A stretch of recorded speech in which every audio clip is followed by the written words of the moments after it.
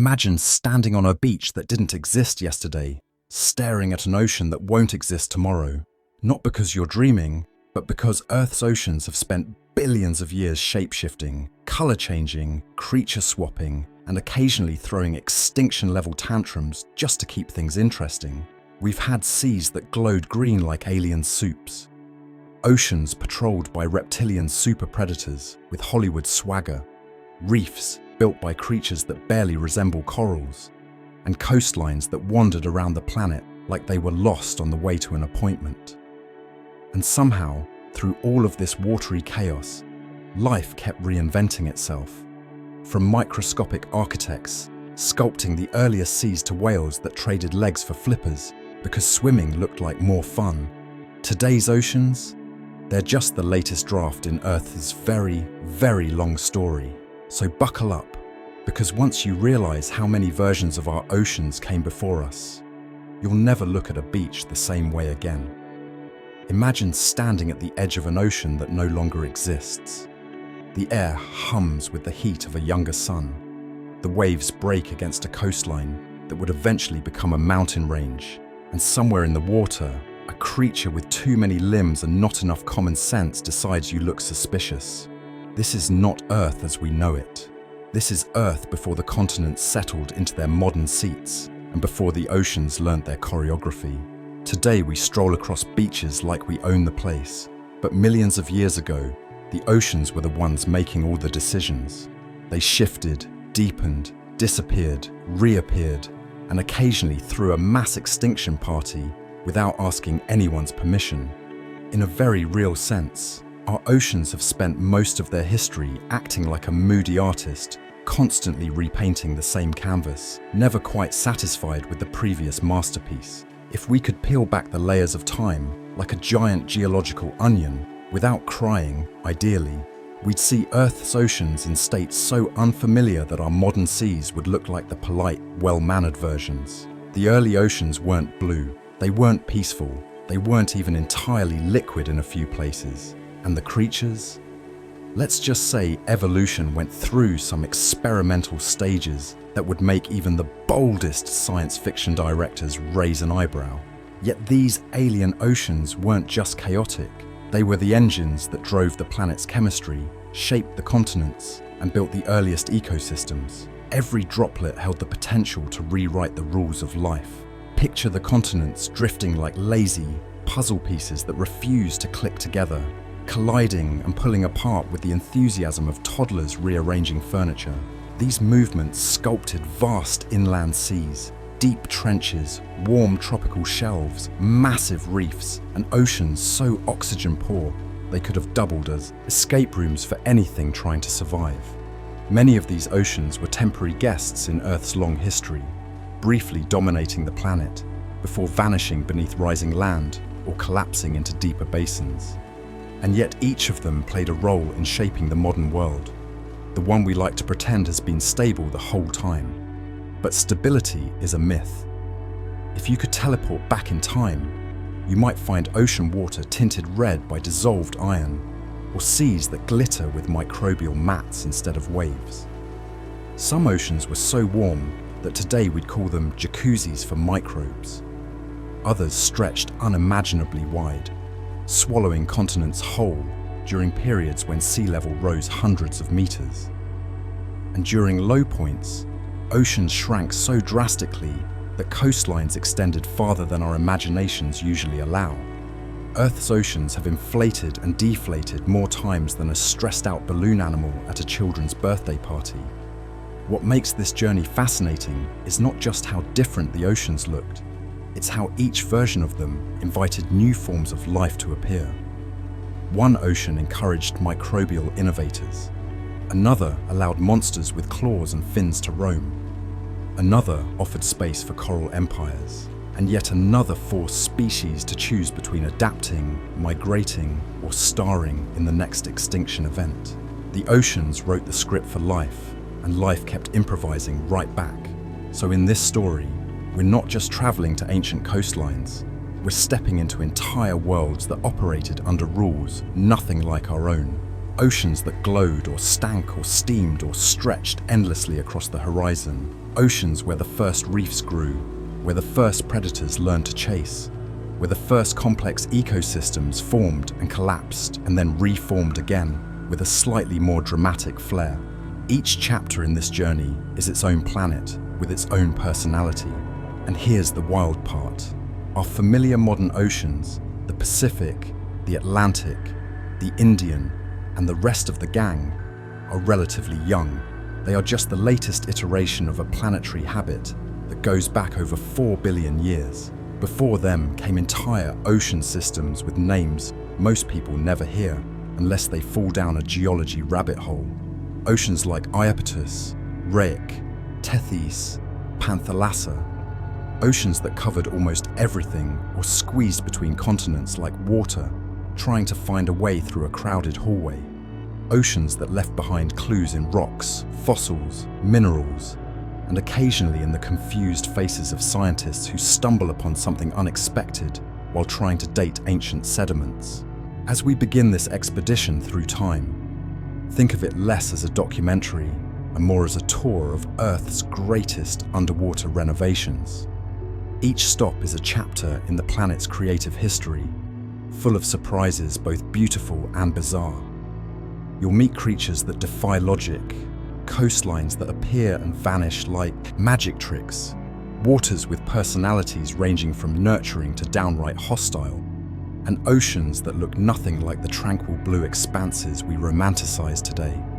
So take a breath, preferably of modern oxygen, because ancient Earth wasn't so generous, and get ready to step into oceans that make ours look ordinary.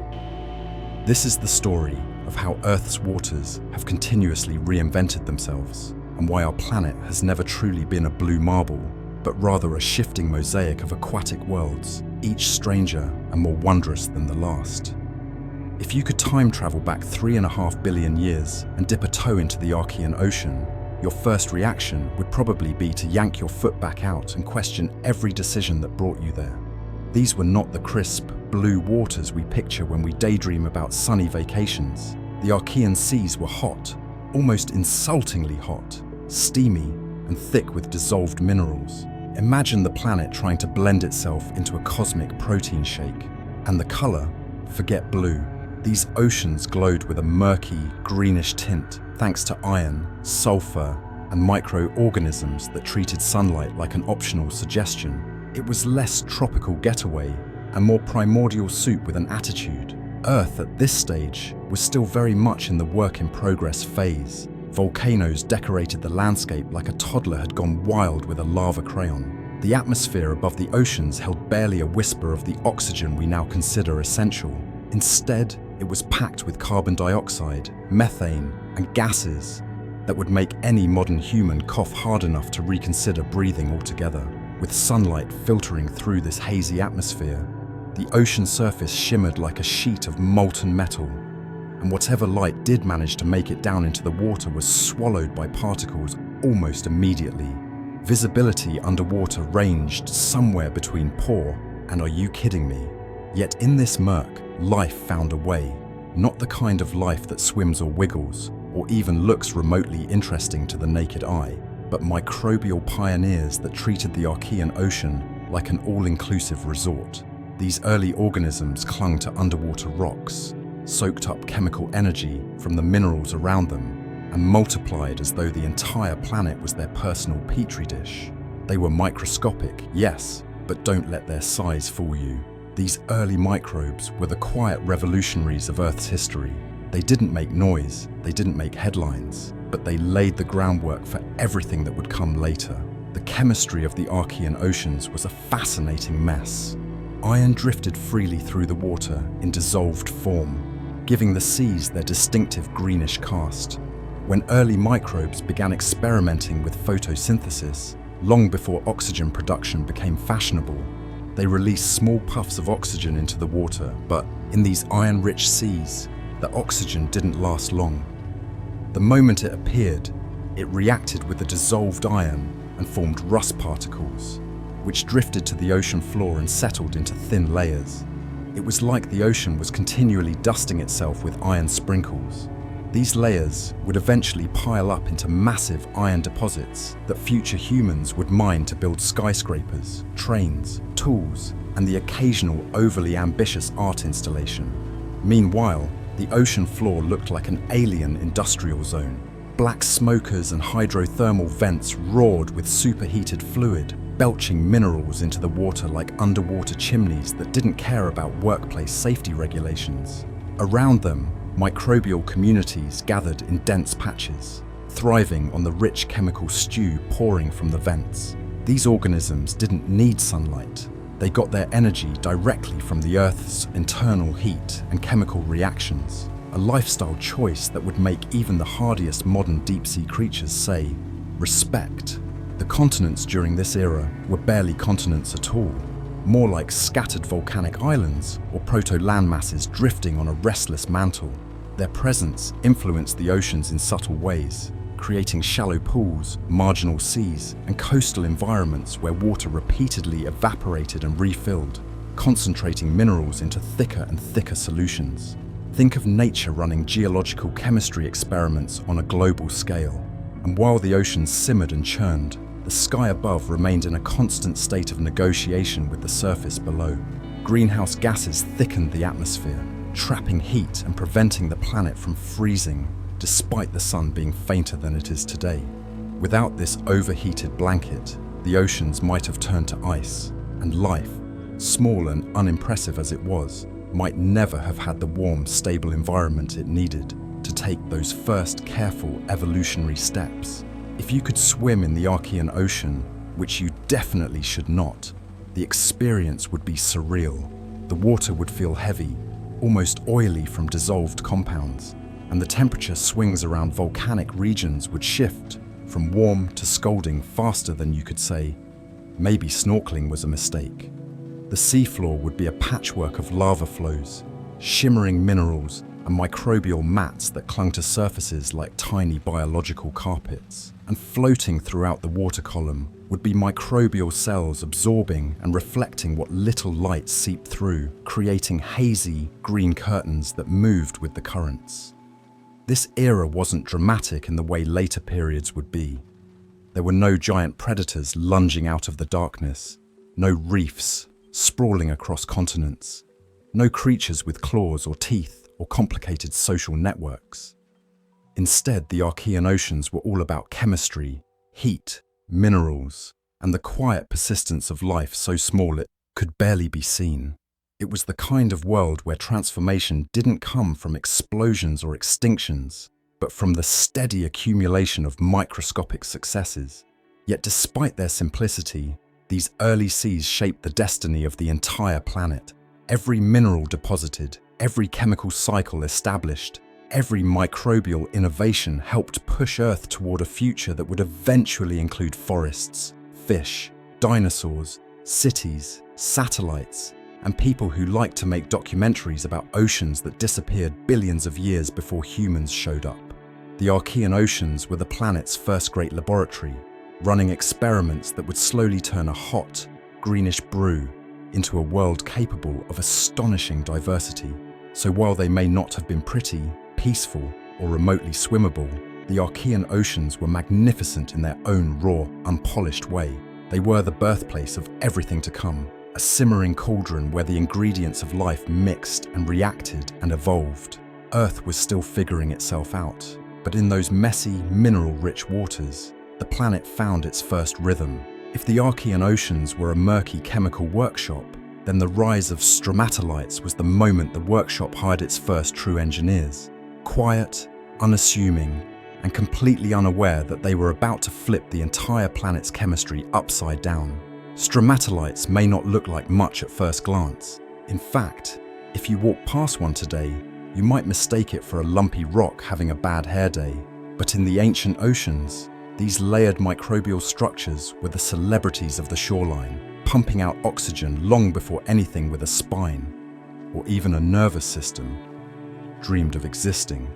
Picture this: shallow seas bathed in sunlight, warm enough to feel comforting, but not hot enough to poach the microorganisms that lived there. On the seafloor, mats of cyanobacteria spread across rocks like slow-growing biological blankets, These microbes were tiny, maybe a few micrometers across, yet they possessed one superpower that would change everything. They could perform oxygen-producing photosynthesis, and they did it with the enthusiasm of organisms that had absolutely no idea they were rewriting the future.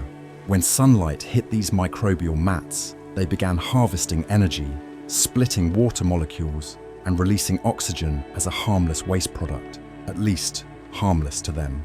To everything else? Well, that would become a story for another chapter.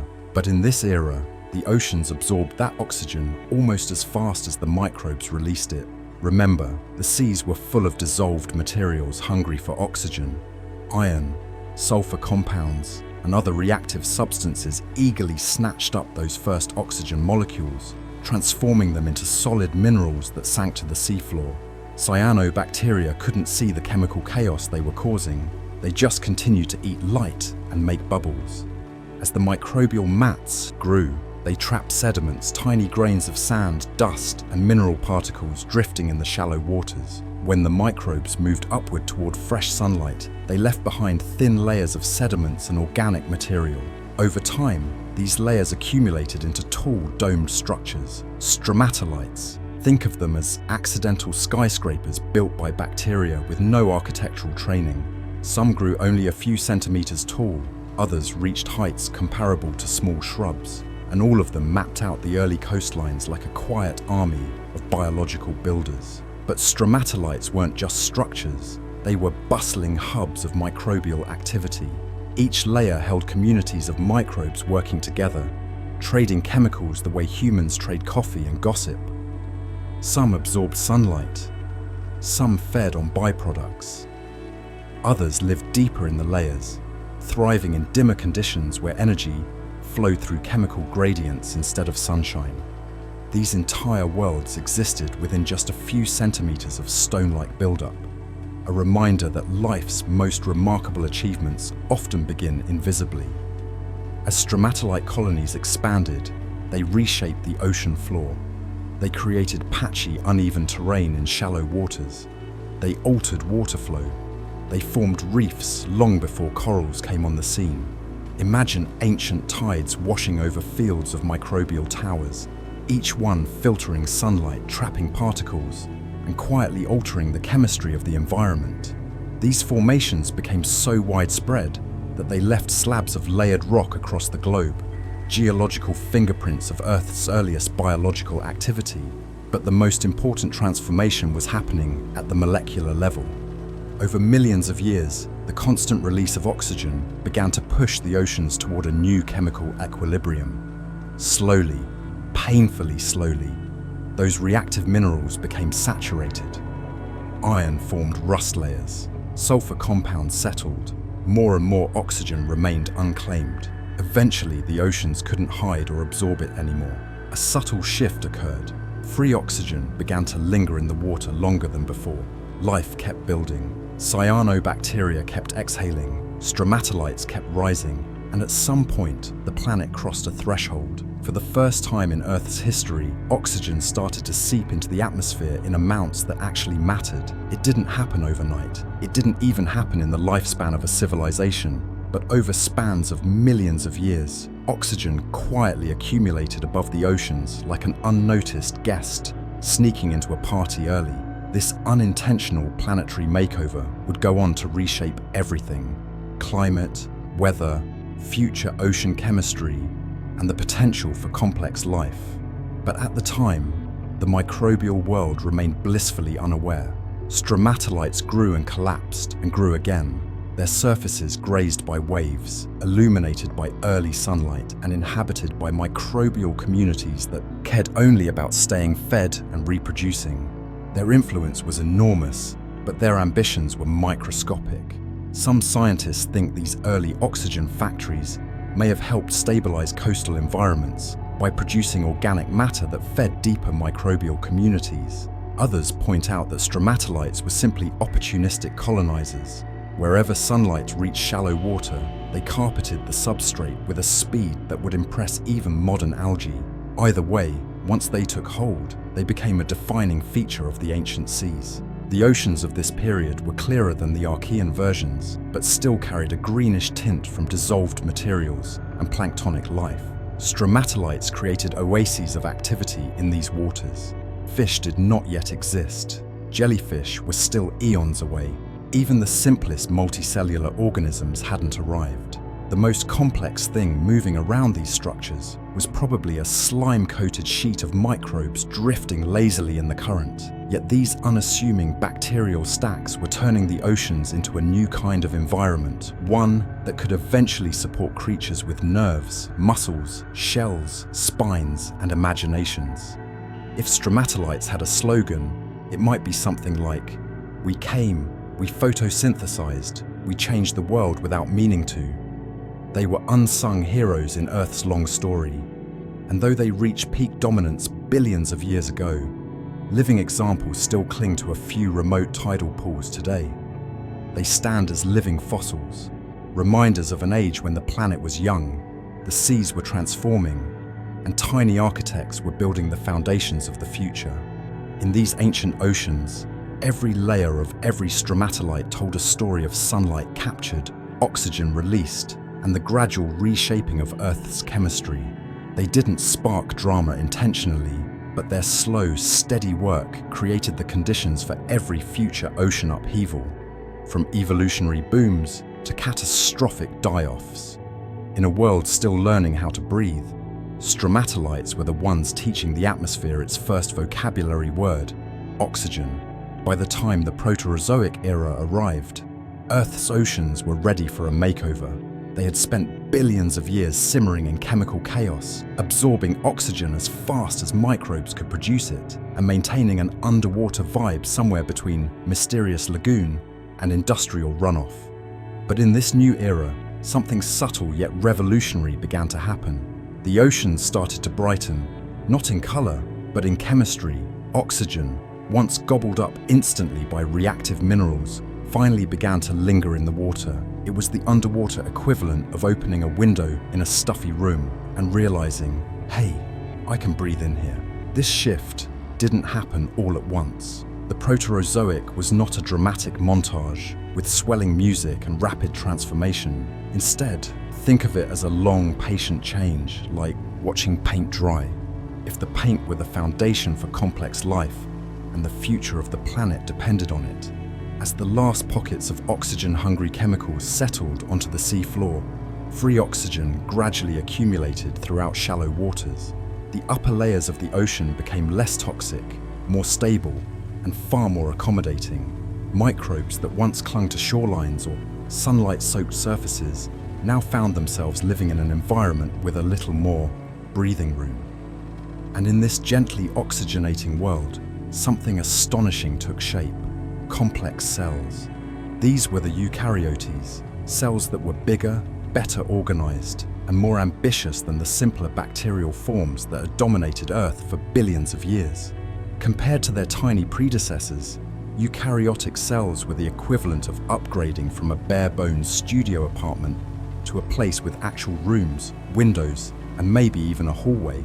They had internal structures for processing energy, storing genetic information, and building complex molecules. They could grow larger, diversify their functions, and eventually cooperate to form multicellular organisms. The oceans of the Proterozoic became a quiet testing ground for these innovations.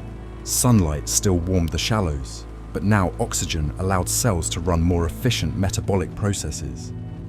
This was the biological equivalent of switching from a hand-crank generator to a power grid.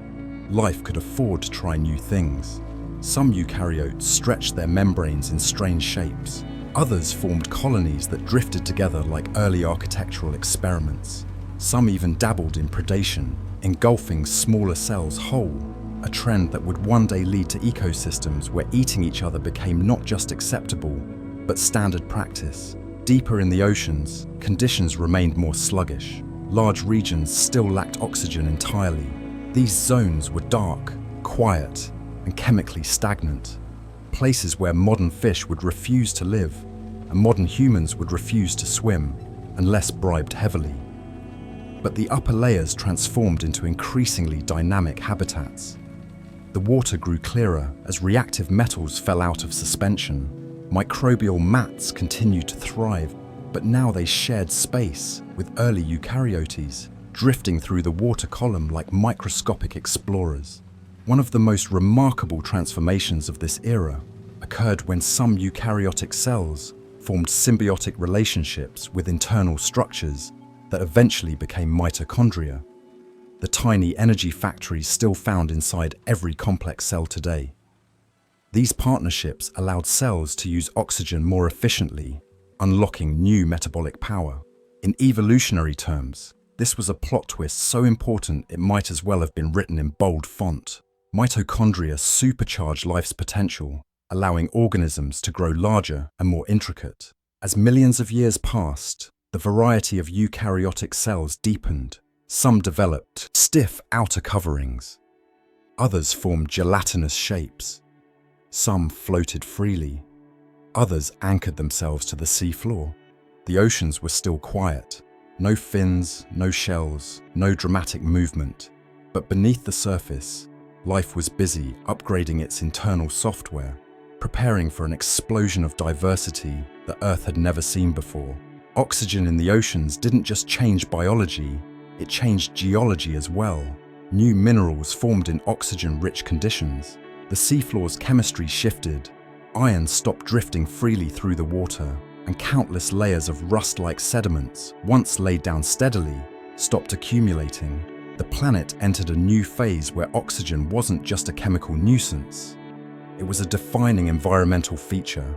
This transformation had ripple effects. Ocean currents became more stable as temperature and chemistry shifted.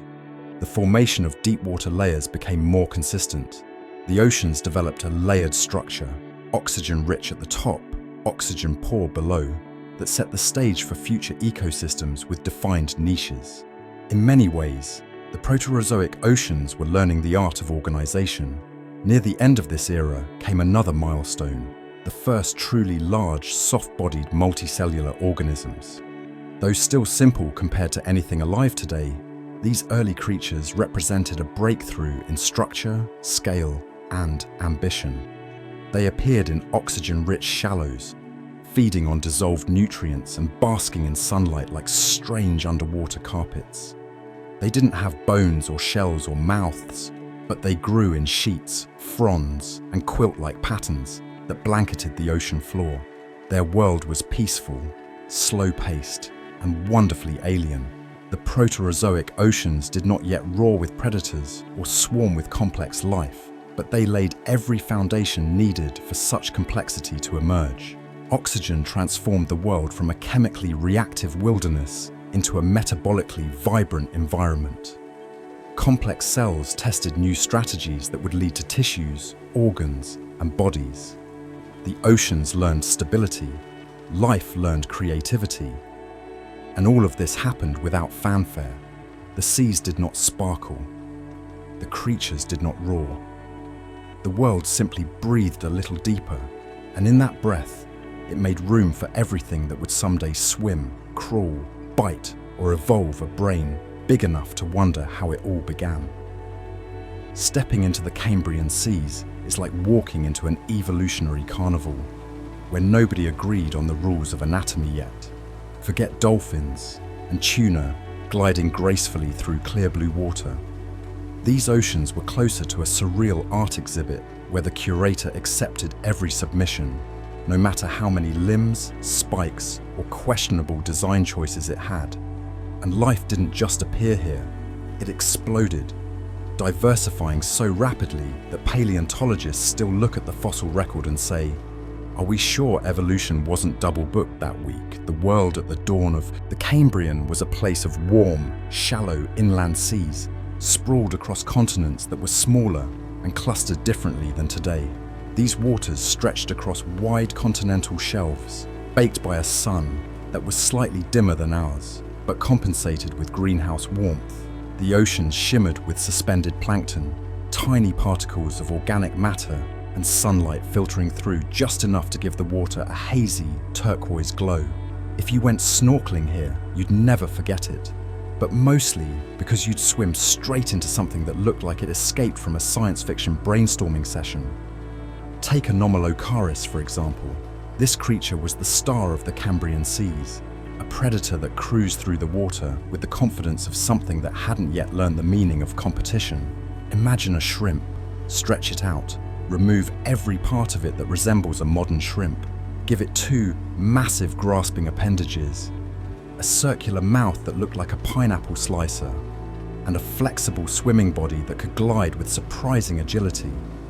Anomalocaris wasn't just unusual, it was the first true marine terror, a pioneer in the business of chasing and consuming whatever smaller organisms dared to drift into its line of sight. And considering the general weirdness of the time, that menu included animals that barely understood which way was up. But Anomalocaris was only one performer in a pack cast. To understand the Cambrian, you have to embrace the idea that nature was trying everything all at once. Limbs went in all directions. Mouths were placed in questionable locations.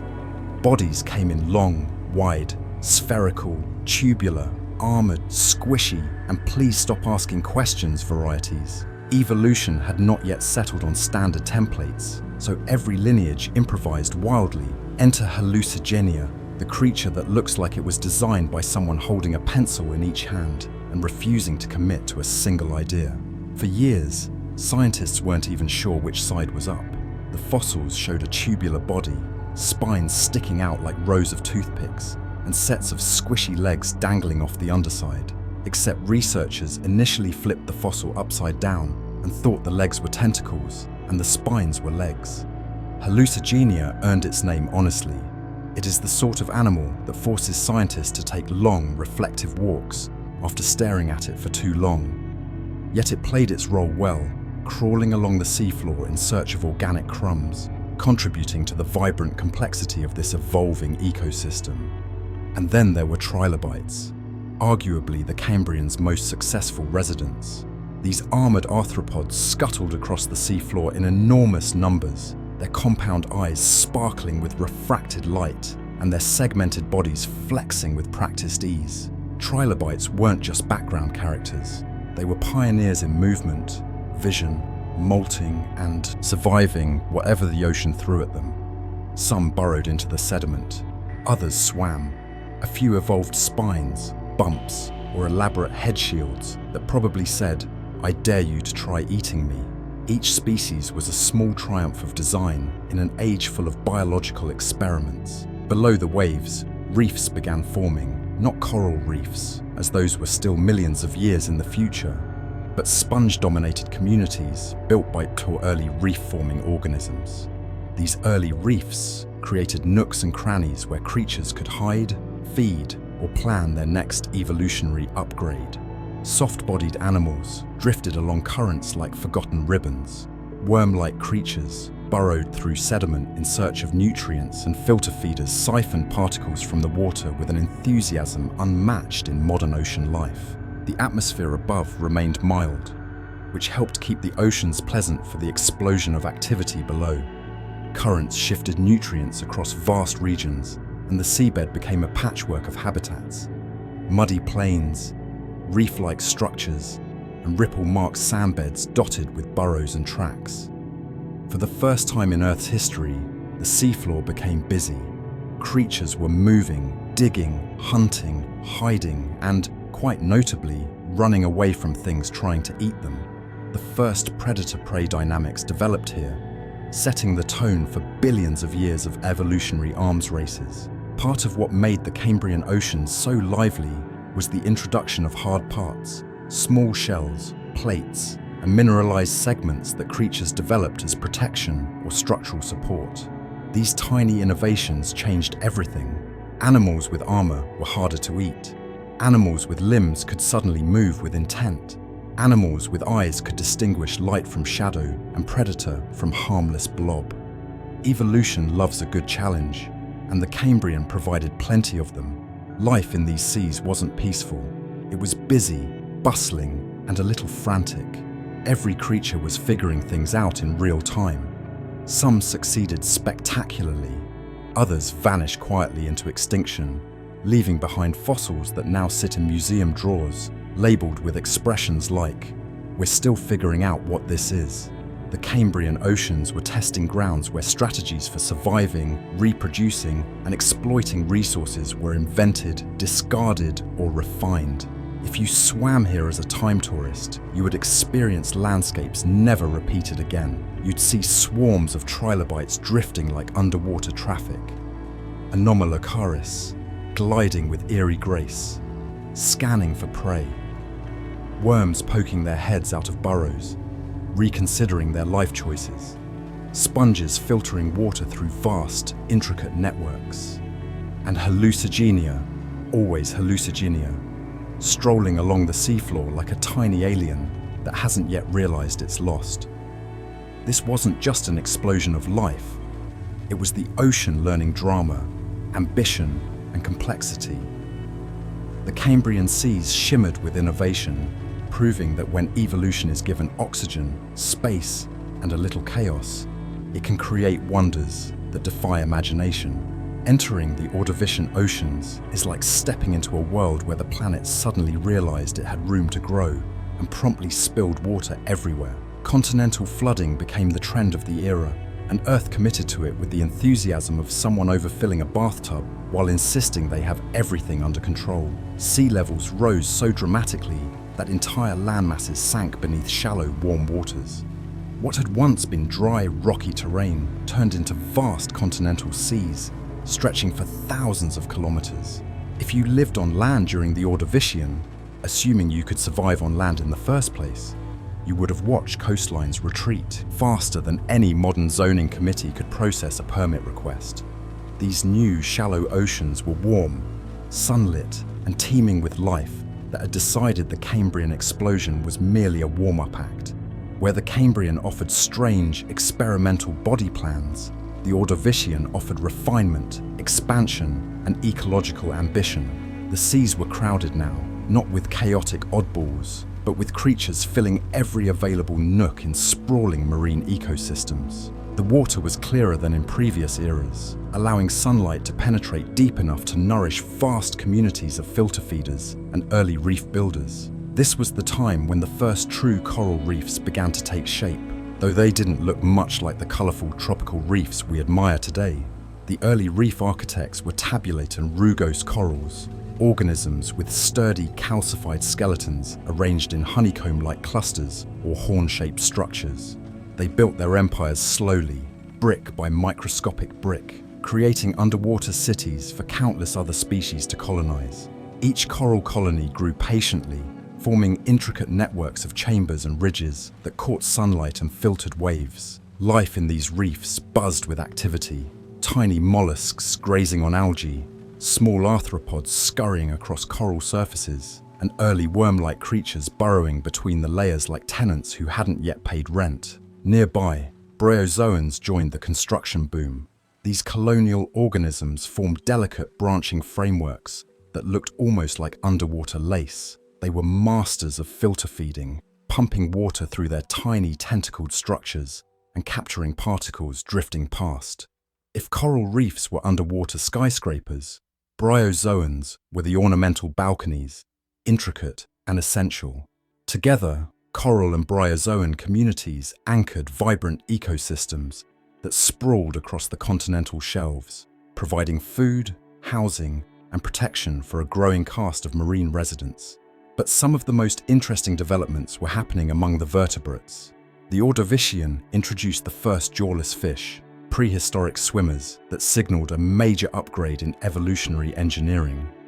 These early fish didn't have jaws yet, so they couldn't bite or chew, making them significantly less intimidating than anything that came later. But what they lacked in weaponry, they made up for with innovation. Their bodies were sleek or armored, depending on the species. Some sported flexible tails that helped them dart through the water with surprising finesse. Others had protective plating around their heads, an early defense strategy that said, "I can't bite you, but at least you can't bite me easily either." These jawless pioneers patrolled shallow seas, searching for food by sucking up organic material or grazing on microbial mats. Their eyes were small but functional, their movement fluid but cautious. They shared the water with an enormous variety of arthropods, including trilobites that are diversified into shapes and lifestyles far beyond their Cambrian ancestors. Some trilobites crawled across the seafloor like armored beetles. Others floated through the water column like drifting shields. A few even evolved spines and elaborate ornamentation, possibly for protection, or simply because evolution occasionally enjoys adding decorative flair. Cephalopods also made their grand entrance during the Ordovician, and they did not arrive quietly. Early cephalopods weren't the tentacled, soft-bodied creatures we know today. Many had long, cone-shaped shells that housed their buoyant bodies, allowing them to move vertically through the water like underwater elevators with attitude. Some were only a few centimeters long, while others grew to several meters, towering, drifting hunters that scanned the seas for prey with a cold precision that would eventually make cephalopods some of the most intelligent animals in Earth's history. But here, in their infancy, they simply mastered movement and predation in ways no creature had before. These expanding oceans created extensive habitats, but they also brought instability. As sea levels rose to staggering heights, currents changed drastically. Nutrients washed across wide areas, supporting lush plankton blooms that fed entire food webs. But warmth and water depth varied across the landscape, creating pockets of differing conditions that forced organisms to adapt quickly. Shelled creatures like brachiopods and nautiloids diversified into shapes and sizes tailored to local environments. Some developed heavy, ridged shells well suited for turbulent waters. Others evolved delicate, lightweight forms, ideal for calmer basins. The seabed itself became a crowded neighborhood. Burrowing animals dug elaborate tunnels beneath the surface, mixing sediments and redistributing nutrients. Starfish like echinoderms crept slowly across the sea floor, using tube feet to sift through detritus. Crinoids, marine animals that resembled underwater flowers, anchored themselves to rocks or sediments and extended feathery arms into the water, capturing passing particles with quiet, unhurried grace. They swayed gently in the currents like living aquatic gardens, turning patches of the Ordovician Sea into surreal underwater meadows. Meanwhile, microbial communities still played a vital role, blanketing some regions in mats that supported entire micro-ecosystems. But they were no longer the kings of the ocean. Multicellular organisms now dominated the landscape, forming complex food webs where predators chased prey, filter feeders built reefs, and scavengers thrived on organic leftovers. Life had begun to specialize, diversify, and compete in ways that made the oceans dynamic and increasingly interconnected. The Ordovician seas, for all their beauty and expansion, also hinted at future turmoil. The very conditions that allowed life to flourish, high sea levels, warm temperatures, widespread shallow habitats, were precariously balanced. A shift in climate or currents could unravel ecosystems in ways life had never experienced before. But for now, the oceans were in their golden age, bursting with diversity and ambition. To swim through these waters would be to move through forests of coral, clouds of trilobites, and schools of jawless fish gliding through shafts of sunlight. It was a world both familiar and alien, an ocean that set the stage for innovations that would eventually lead to sharks, reefs, and every elaborate marine ecosystem that followed. The Ordovician seas stretched wide, vibrant, and full of potential, oceans that demonstrated just how wildly Earth could imagine life when given warmth, water, and room to expand. When the Silurian period began, Earth was recovering from one of the most dramatic catastrophes it had ever staged. The Ordovician mass extinction had swept across the planet like a stern reminder that stability in Earth's oceans was always temporary. But after the chaos settled, the Silurian seas emerged calmer, warmer, and more inviting, like a world taking a deep breath after months of holding it in. These newly stabilized waters became the backdrop for one of the most important turning points in marine history, the rise of predators with real speed and bite, and the first bold experiments in stepping out of the water entirely. Silurian oceans were warm and relatively shallow, wrapping around continents like a soft, sunlit blanket. Currents flowed more predictably, and climates shifted into gentler patterns. This allowed marine ecosystems to rebuild themselves with surprising speed. Coral communities expanded again, forming fresh reef structures made from hardy calcareous organisms that reclaimed the underwater landscape with architectural enthusiasm. Crinoids waved from the seafloor like underwater ferns. Brachiopods and mollusks filled the sediments. Trilobites, somehow always in the picture, scuttled along recovering seabeds as if determined to reclaim their pre-extinction routines. But the real stars of the Silurian weren't the survivors, they were the newcomers. Among them were the early jawed fish, evolutionary innovators that rewrote the rules of ocean life. Unlike the jawless fish that had dominated earlier seas, with their gentle grazing habits, these new fish had something far more effective: actual jaws, hinged, muscular, capable of gripping things. It was as if evolution had finally upgraded from slurp mode to chew mode, and the oceans would never be the same. These early jawed fish, known as placoderms, wore heavy armor plating on their heads and shoulders, giving them the appearance of underwater tanks with ambitions of speed. Though not yet graceful, they were powerful and increasingly agile, sweeping through shallows in search of prey that lacked the evolutionary foresight to run away fast enough. Their mouths, equipped with hardened plates that acted like proto-teeth, snapped open and shut with satisfying precision. Predation suddenly became more dynamic and far more stressful for anything that wasn't built to defend itself. Alongside the armored placoderms appeared the early ancestors of cartilaginous fish, primitive relatives of sharks and rays.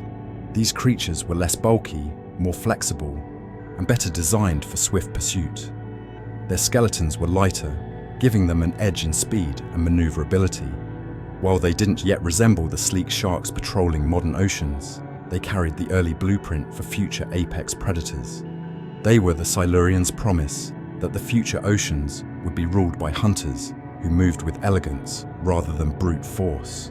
With predators improving their skill sets, prey species had no choice but to innovate in return. Many developed thicker shells or more efficient ways of hiding in sediment. Others began clustering in protective groups. Reef communities became busier and louder, not literally, but ecologically. The balance of hunter and hunted settled into a new rhythm, one that encouraged mobility, intelligence, and adaptability. The Silurian oceans, once reeling from extinction, now thrived with renewed energy. But perhaps the most surprising development of the Silurian was not what happened in the water, but what happened at its edges.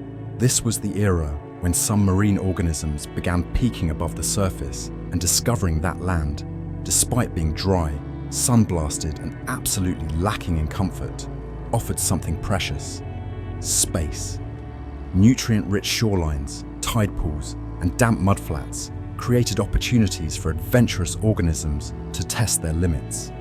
These pioneers were not fish or ambitious vertebrates yet. They were mostly plants and invertebrates. Simple vascular plants began anchoring themselves in moist soils along the coasts, sending tiny roots downward and leafy structures upward like timid explorers, checking whether the sunlight was friendly. Moss-like plants crept across wet ground, stabilizing sediments and beginning the long process of turning barren landscapes into ecosystems. Meanwhile, arthropods, early relatives of spiders and centipedes, made their own cautious forays onto land. Some likely ventured out during low tides, scuttling across mud in search of decaying organic matter. They weren't trying to conquer a continent, they were simply following the food. But in doing so, they lit the spark for one of Earth's greatest evolutionary shifts: the colonization of terrestrial environments. The Silurian coastlines must have been a strange sight. Small clusters of plants lining the tide's edge while armored invertebrates scurried awkwardly across surfaces that didn't yet recognize footprints. Back in the water, reefs grew larger than they had in almost any previous era. Coral and stromatoporoid sponges teamed up to build tremendous reef complexes that stretched across continental shelves. These reefs were vibrant, bustling platforms where countless species found homes. They supported intricate food webs, with plankton feeding small fish, which fed larger fish, which fed predators experimenting with jaws sharp enough to change the fate of any unlucky wanderer. Silurian seas also saw the rise of eurypterids, the fearsome sea scorpions. Some of these creatures grew to impressive sizes, cruising through coastal waters with paddle-like limbs and pincers that suggested they were not to be taken lightly. They weren't fish, and they weren't insects. They were their own distinct branch of arthropods, ruling both shallow marine environments and tidal flats. If placoderms were the armoured vehicles of the Silurian, eurypterids were the amphibious assault units. Through all this, the oceans maintained a sense of relative calm. Climate stabilised, sea levels remained high but steady, waters warmed just enough to support diversity without tipping into chaos. The world had pulled itself out of catastrophe and settled into a period of recovery, innovation and exploration. And somewhere in these warm, gentle seas, life quietly began preparing for its next great leaps into deeper predators, more advanced ecosystems, and eventually onto the land in earnest. The Silurian oceans were no longer just homes. They were launch pads for futures that no creature living then could have imagined. By the time the Devonian period began, the oceans had settled into a comfortable rhythm, and then immediately decided that comfort was overrated. What unfolded next was an aquatic renaissance so dramatic that paleontologists eventually nicknamed the era the Age of Fishes. It's not a subtle title, but then again, nothing about the Devonian seas was subtle. These waters brimmed with vertebrates of every size and shape. Reef systems exploded into architectural extravagance, and predators grew large enough to make any swimmer reconsider the wisdom of dangling limbs in the water. If earlier oceans looked like experimental sketches, the Devonian looked like the finished painting, bold, complex, and filled with creatures that finally understood what a jaw was for. The Devonian oceans were warm, expansive, and geographically varied. Deep basins stretched across continental margins, while shallow tropical seas supported reefs that sprawled across hundreds of kilometers. These reefs were not built by the corals of today, though corals certainly played a part. Instead, massive contributions came from stromatoporoids, thick-shelled, sponge-like organisms that layered themselves into domed, rock-hard structures. Together with corals, they constructed underwater landscapes that resembled dense, layered cities, complete with alleyways, overhangs, hiding spaces, and hunting grounds. Reef flats shimmered in sunlight, slopes descended into deeper blue, and every niche was claimed by animals eager to eat, hide, or simply show off. And inhabiting these reefs were fish, unlike anything the oceans had ever seen. For the first time, fish were not just marine citizens, they were the authorities. Some were armored like tanks, others streamlined like missiles, and some so bizarre that they looked like they were sketched by someone testing the limits of piscine anatomy. Jawed fish diversified at astonishing speed, splitting into major groups that would define marine life for millennia. Among the most iconic of these were the placoderms. These armored fish looked as though evolution had commissioned blacksmiths to design swimmers. Their heads and chests were encased in thick bony plates, giving them a rigid, helmeted appearance. But their jaws, oh, their jaws, were where the real drama happened.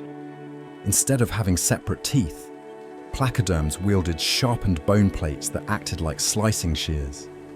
Dunkleosteus, the titan among them, grew to lengths that would make modern great white sharks check for alternative vacation destinations. It could slam its jaws shut with colossal force, likely generating enough pressure to crack shells, bones, or anything else foolish enough to stumble into its path. If the Devonian had a superstar, Dunkleosteus was the headline act. But not all fish relied on armor and brute strength. Cartilaginous fish, ancestors of modern sharks and rays, began carving out their place in the ocean as well. Early Devonian sharks were not quite the sleek predators we imagine today, but they were well on their way. Some had elongated fins, flattened bodies, or peculiar head shapes that seemed to be the result of evolution testing out design ideas before finalizing its shark blueprint. These early sharks moved with fluid grace, prowling deeper basins where placoderms were less common. Their cartilage-based skeletons made them lightweight and fast, and though they lacked the jaw-crushing power of placoderms, they compensated with agility and stealth. Ray-finned fish and lobe-finned fish also emerged as major players. Ray-finned fish would eventually give rise to most modern fish, but in the Devonian, they were still developing the elegant fin patterns and flexible bodies that would make them the ocean's success story. Lobe-finned fish, on the other hand, evolved robust, muscular fins, supported by bone structures that could bear weight. These fish cruised through lush coastal waters, exploring environments where agility and strength mattered more than raw speed. Some lobe-finned species ventured into brackish waters, developing lungs to gulp air when oxygen levels ran low. They were not trying to make a statement. They were simply improvising. But this improvisation would eventually lead to the first vertebrates walking on land. Meanwhile, in the heart of the reefs, life grew even more intricate. Invertebrates proliferated in every crevice. Brachiopods adorned reef slopes like living seashell mosaics. Crinoids stretched their feathery arms upward, filtering food from the passing currents. Trilobites, still very much alive and relevant, diversified into species that swam, burrowed, grazed, or simply lounged along reef floors. Some trilobites even evolved spines long enough to rival festive decorations, likely to discourage predators rather than celebrate holidays. Ammonoids, distant relatives of squid and octopuses, spiraled into the scene with elegant coiled shells and jet-propelled movement. They were the clever navigators of the Devonian seas, darting around reefs and open waters with a mix of curiosity and caution. Their shells came in an astonishing variety of shapes, sizes, and patterns, each swirl a testament to evolutionary experimentation. The deep basins offered a different kind of drama. Sunlight faded quickly, leaving dim waters where shadows moved with purpose. This was the realm of larger predators, placoderms cruising like armored knights, and early sharks gliding like spectral phantoms. The food web grew increasingly complex as predators turned their attention not just to shelled invertebrates, but to each other. For the first time, ocean life experienced high-stakes predator-on-predator duels, battles that pushed anatomical innovation forward at breakneck speed. Currents carried nutrients across vast distances, fueling plankton blooms that fed entire ecosystems. Coral sponge reefs towered higher. Fish surged in number and diversity. Even the seafloor became busier, with burrowing organisms reshaping sediments and oxygen levels fluctuating in response to booming biological activity. But perhaps the most remarkable feature of the Devonian oceans was their vibrancy. The reefs glowed with life. The waters shimmered with schools of fish displaying patterns and colors, we assume, that functioned as camouflage, warning signals, or stylish aquatic fashion. Every corner of these oceans pulsed with movement. It was a period of experimentation, expansion, and ecological creativity. The Devonian seas demonstrated how quickly life could diversify when given space, warmth, and just enough environmental stability to encourage innovation without tipping into chaos. If a modern diver could step into the Devonian, they would be overwhelmed by the density of life, the scale of the predators, and the sense that they had accidentally wandered into nature's golden age of aquatic ambition. These oceans were alive in every sense, crowded, competitive, and endlessly inventive. They were the cradle of fish dominance and the birthplace of evolutionary legacies that would one day walk on land, soar through air, and ultimately look back and tell the story of how it all began. The Carboniferous period was a world caught between two rhythms: the steady heartbeat of rising forests and the unpredictable pulse of glaciations that made ocean shorelines behave like they were on a broken hinge. Sea levels rose, fell, surged, withdrew, and generally behaved like water with commitment issues. Entire coastlines reappeared, vanished, and reinvented themselves every few million years. For marine life and anything trying to live anywhere near the coast, This constant reshuffling turned the Carboniferous into an era of adaptation, improvisation, and the occasional evolutionary panic. Imagine vast tropical continents cloaked in dense, towering forests where giant ferns and spore-laden plants formed green cathedrals. These forests stretched all the way to humid coastlines, where they met sprawling tidal plains, mangrove-like swamps, and shallow inlets fed by warm seas. When glaciers expanded at the poles, seawater retreated, exposing mudflats and coastal forests. When those glaciers melted, the oceans surged back, flooding entire regions and drowning previously dry valleys. The boundary between land and sea wasn't a line, it was a mood.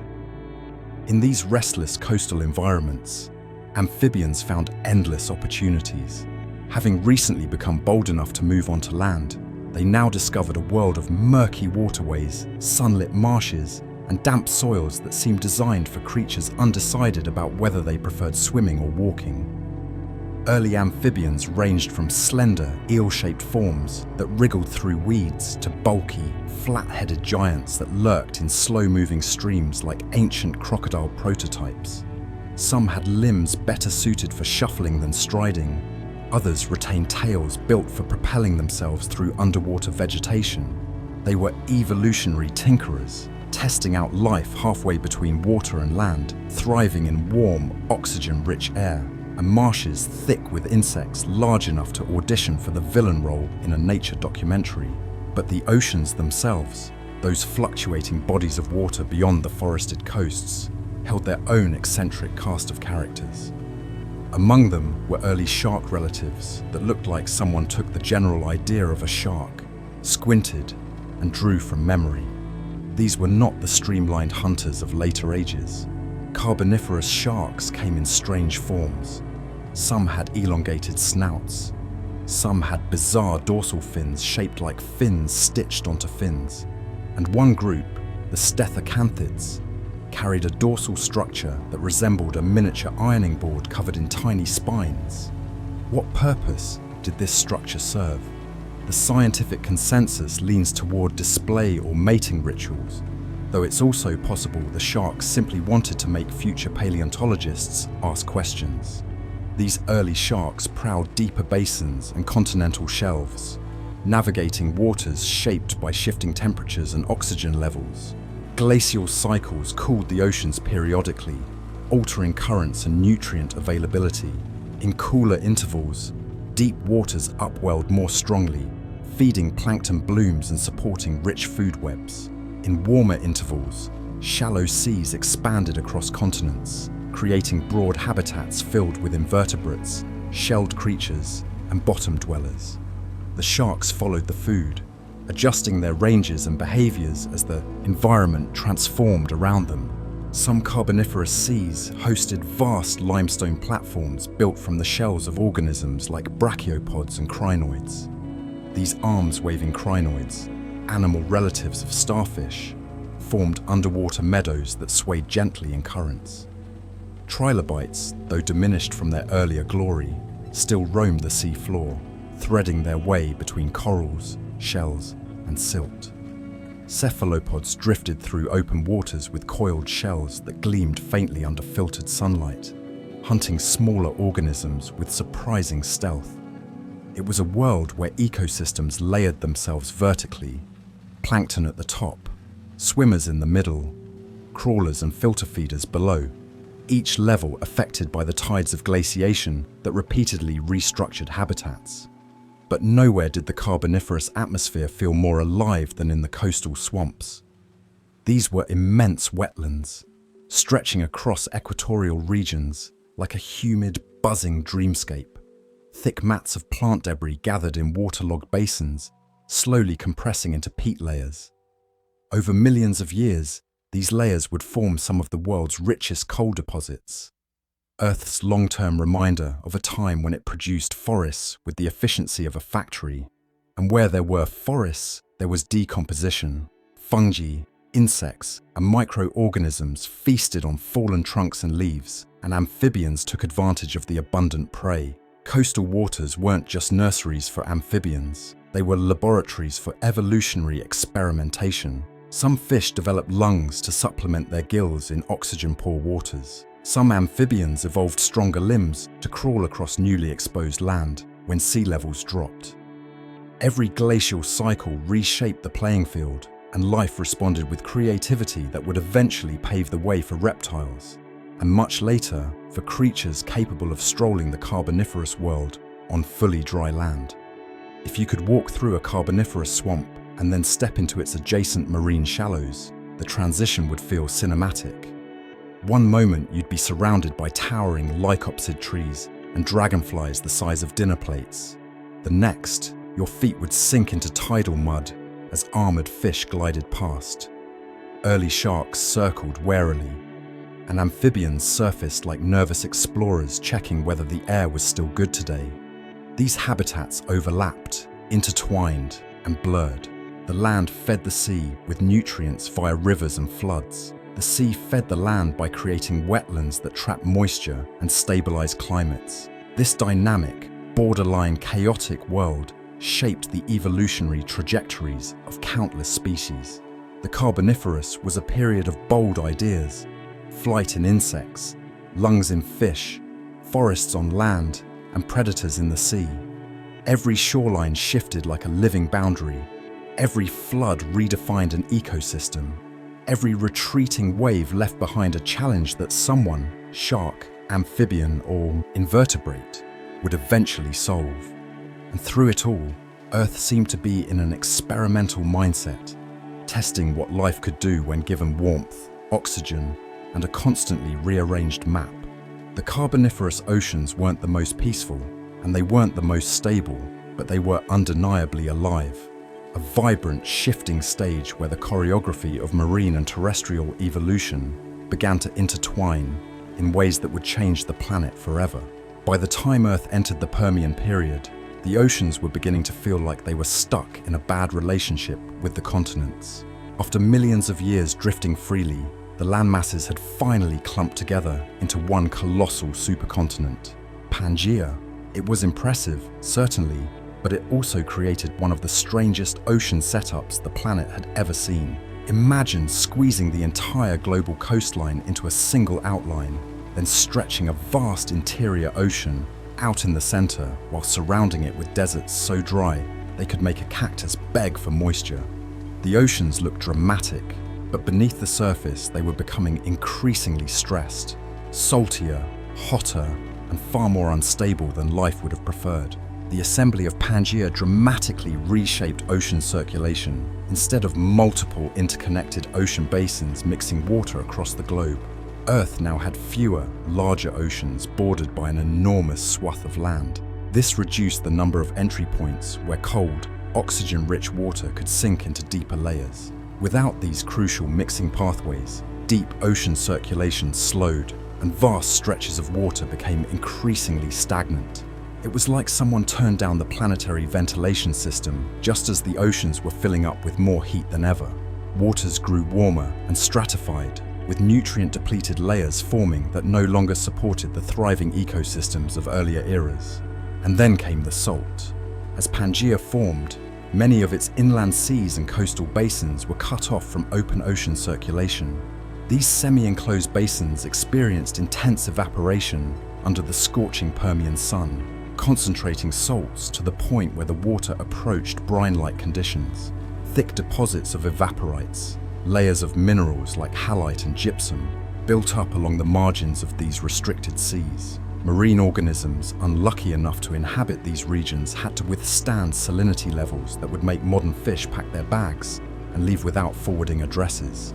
Yet life continued, adapting to increasingly odd conditions. Coral reefs, which once flourished in warm tropical waters, struggled now as temperatures climbed and water chemistry shifted. Some reef-building organisms gave up entirely, while others clung to the edges of stability, forming modest and patchy reef systems, a far cry from the sprawling carbonate cities of earlier ages. In their place, sponges and algae tried to fill the ecological vacuum, but even these hardy survivors faced tough times as ocean chemistry drifted toward the extreme. The Permian seas did have their champions, however, and many of them wore armor. Brachiopods, longtime residents of the seafloor, diversified into numerous forms, each adapted to particular pockets of survivable environment. Some preferred cooler offshore currents, while others burrowed into mudflats where conditions remained tolerable. Crinoids grew tall and feathery, forming underwater forests anchored to sturdy seafloor substrates. Bivalves and gastropods expanded their ranges, taking advantage of whatever habitats remained stable long enough for them to settle in. But the true rulers of these oceans were the ammonoids, coiled-shelled cephalopods with tentacles and jet propulsion. Their graceful, swirling shells dotted the Permian seas in astonishing variety, each species boasting its own artistic twist on the classic spiral. Some shells formed tight, compact coils, others flared outward in broad, delicate whirls. A few even twisted into irregular shapes that looked more like modern art sculptures than biological designs. Ammonoids thrived in mid-water regions, hunting small prey with efficient precision and reproducing with remarkable success. Their presence brought motion and elegance to otherwise stressed ecosystems.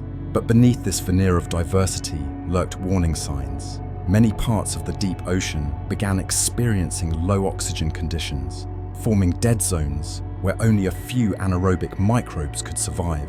Without strong circulation, nutrients accumulated in some regions, while others remained starved. Plankton communities shifted unpredictably, sometimes blooming in abundance, only to crash suddenly when conditions tipped out of balance.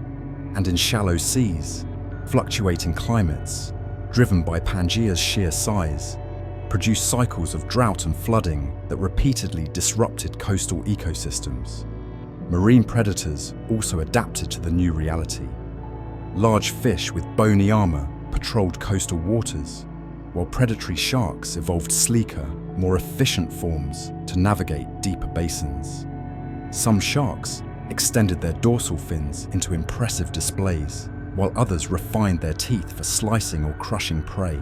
These hunters moved through environments that oscillated between abundance and scarcity, their survival strategies sharpened by unpredictable conditions. Yet the biggest stressor was climate.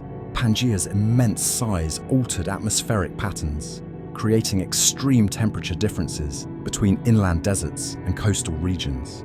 Monsoon-like cycles drenched some areas, while others roasted under relentless heat. These climate shifts influenced ocean temperatures, salinity, and circulation. Warm waters pooled in the tropics, amplifying stratification. Cooler waters struggled to sink, depriving deep-sea ecosystems of oxygen. Marine life adapted as best it could, but too many systems were leaning toward instability. Meanwhile, volcanic activity simmered beneath the planet's crust. The stage was slowly being set for one of Earth's grandest catastrophes. Lava flows, increased greenhouse gases, and subtle chemical shifts in seawater whispered hints of what was coming. The oceans, increasingly burdened by salinity, heat, and stagnation, began to resemble ticking biological time bombs. Swimming through a Permian ocean would have been a surreal experience. Shimmering ammonoids drifting past like living ornaments. Armored fish patrolling reefs on the brink of collapse. Patches of healthy marine life surrounded by vast expanses of stressed, oxygen-poor water.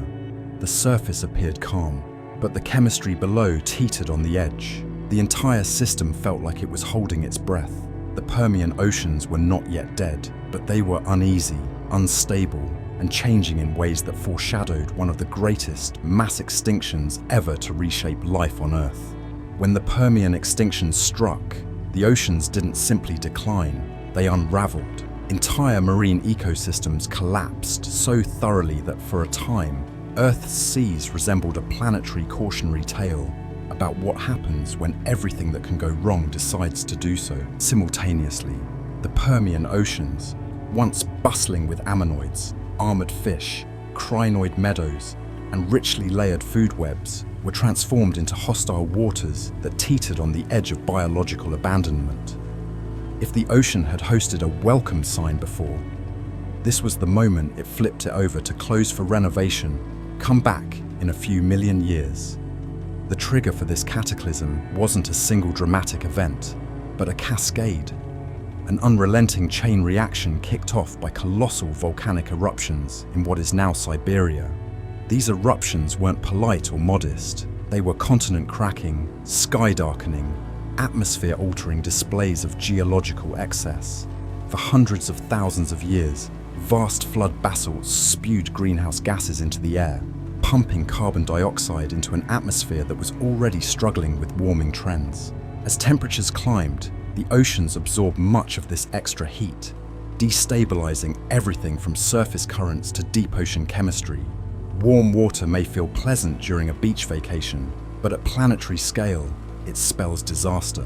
Warm water holds less oxygen, and the Permian seas were warming faster than circulation could replenish them. As surface temperatures rose, global currents faltered. The deep ocean, already sluggish thanks to Pangaea's rearrangement of continents, lost the last of its oxygen supply. What formed were vast, suffocating basins where oxygen levels plummeted to near zero. These anoxic zones spread outward like a slow-moving tide of doom, creeping into regions that once supported thriving marine communities. Anything that needed oxygen, fish, cephalopods, complex invertebrates, you name it, had to either flee to shrinking pockets of habitable water or perish. Many didn't get the memo in time. Fossil layers from this period show a sudden, widespread disappearance of species that had survived for tens or hundreds of millions of years. Coral reefs, already stressed in the Permian, vanished almost entirely. Brachiopods, trilobites, crinoids, and countless shelled creatures simply dropped out of the story. Ammonoids, once among the ocean's most adaptable survivors, were reduced to a few battered lineages, clinging to existence like tiny spiral-shaped reminders of what resilience can look like under duress. But as the oxygen-dependent world collapsed, another world quietly bloomed. Microbes that thrived without oxygen, particularly sulfate-reducing bacteria, moved into the newly opened real estate. These microbes performed chemical reactions that released hydrogen sulfide, a toxic gas that is essentially the ocean's equivalent of rotten egg breath. In high enough concentrations, hydrogen sulfide can knock out animals, disrupt marine chemistry, and even leak into the atmosphere to stress land-based ecosystems. Imagine the oceans not just as lifeless, but actively unpleasant, an underwater realm that smelled awful, poisoned anything sensitive, and made future recovery about as difficult as restarting a crashed computer using only hope and a paperclip. These toxic waters spread into the shallows, staining sediments with chemical signatures that still persist in the rock record.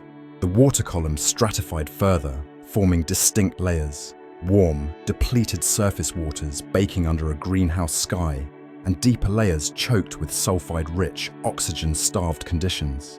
Between them lay thin transitional zones, where only the hardiest or most opportunistic organisms could survive.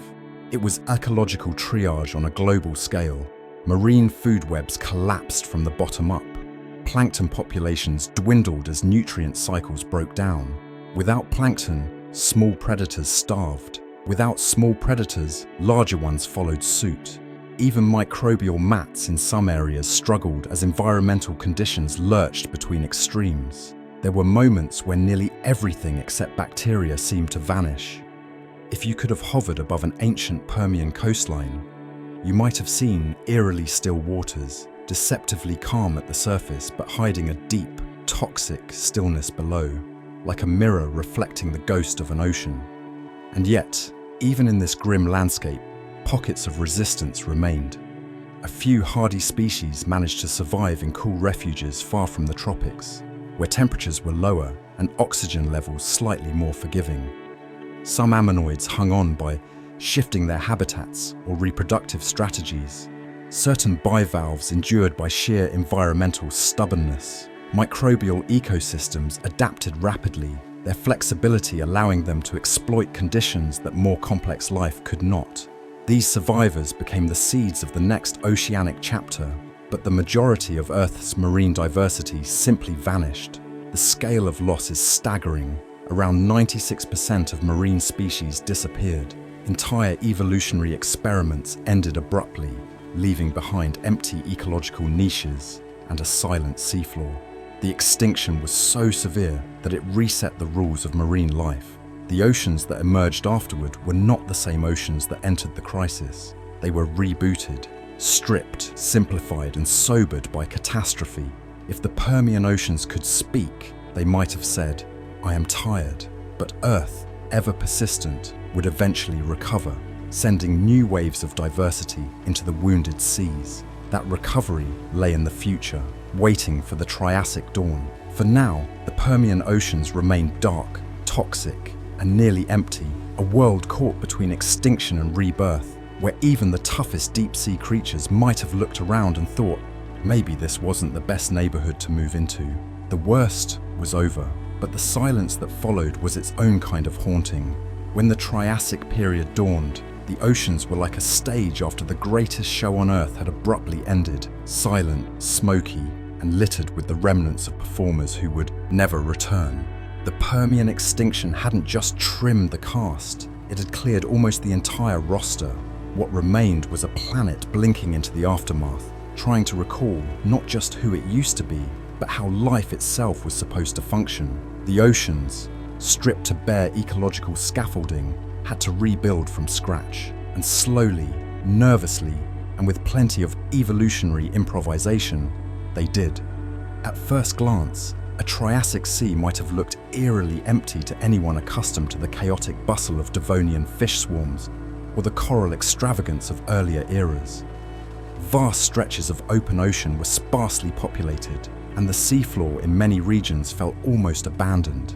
But look closely, squint even, and you'd begin to notice the pioneers of a new world. Tiny plankton communities began returning, reweaving the thin nutritional threads at the base of marine food webs. Algae drifted in soft greenish clouds, catching sunlight and pumping energy into rebuilding ecosystems. Their presence was crucial. Without plankton, nothing with a mouth or stomach could truly rise again. As the plankton revived, ocean circulation, once stagnant and lethargic during the Permian crisis, began to reboot. Cooler waters finally sank in polar regions, oxygenating deeper basins. Nutrients churned upward from sediment layers, seeding productivity in shallow seas. The ocean, previously choked by heat and toxic chemistry, was cooling and mixing again, like a machine with freshly oiled gears struggling back into motion. This renewed circulation set the stage for life to diversify into shapes, behaviors, and ecological roles unseen before. And nature, ever dramatic, decided not to reintroduce marine life gradually. No, she introduced marine reptiles. Among the first breakout stars of the Triassic oceans were the ichthyosaurs, creatures that looked like a dolphin drawn by someone who had never seen a dolphin but was extremely confident in their guess. These sleek, fish-like reptiles evolved astonishingly fast, taking advantage of the wide-open oceanic space left behind by extinction. Early ichthyosaurs were only modestly sized, but they wasted no time growing larger, streamlining their bodies and perfecting the art of fast swimming. Their limbs transformed into paddles, their tails stiffened into powerful flukes, and their eyes, large, round, and reflective, allowed them to hunt in dimmer waters where prey might hide.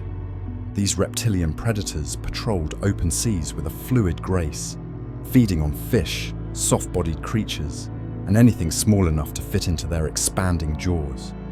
They didn't just inhabit the ocean, they owned it, at least until later competition arrived. In many ways, ichthyosaurs represented a clean evolutionary slate, a new kind of marine vertebrate unburdened by past anatomical commitments. But they weren't the only reptiles testing the aquatic lifestyle. Nothosaurs swam through coastal shallows, long-necked and flexible like semi-aquatic lizards still figuring out their swimming technique. Some species used their needle-like teeth to snatch fish in quick sideways strikes. Others hunted in packs, weaving among reefs and chasing prey with surprising coordination. Over time, nothosaurs gave rise to plesiosaurs, which would later become some of the most iconic marine reptiles of the Mesozoic. But in the Triassic, they were still newcomers, awkward but ambitious, like interns on their first day in the oceanic workforce. Meanwhile, Another group of reptiles, the thalattosaurs, took a stranger approach. These creatures had elongated bodies, lizard-like heads, and tails that flattened for propulsion. Some species resembled stretched-out chimera mashups, moving through coastal waters as if auditioning for roles in a film called Evolution's Odd Phase. They weren't the dominant predators, but they added colour and diversity to the gradually recovering seas. As reptiles diversified, invertebrates also staged their comeback. Ammonoids, those elegant spiral-shelled cephalopods, re-expanded from the tiny handful of species that survived the Permian extinction.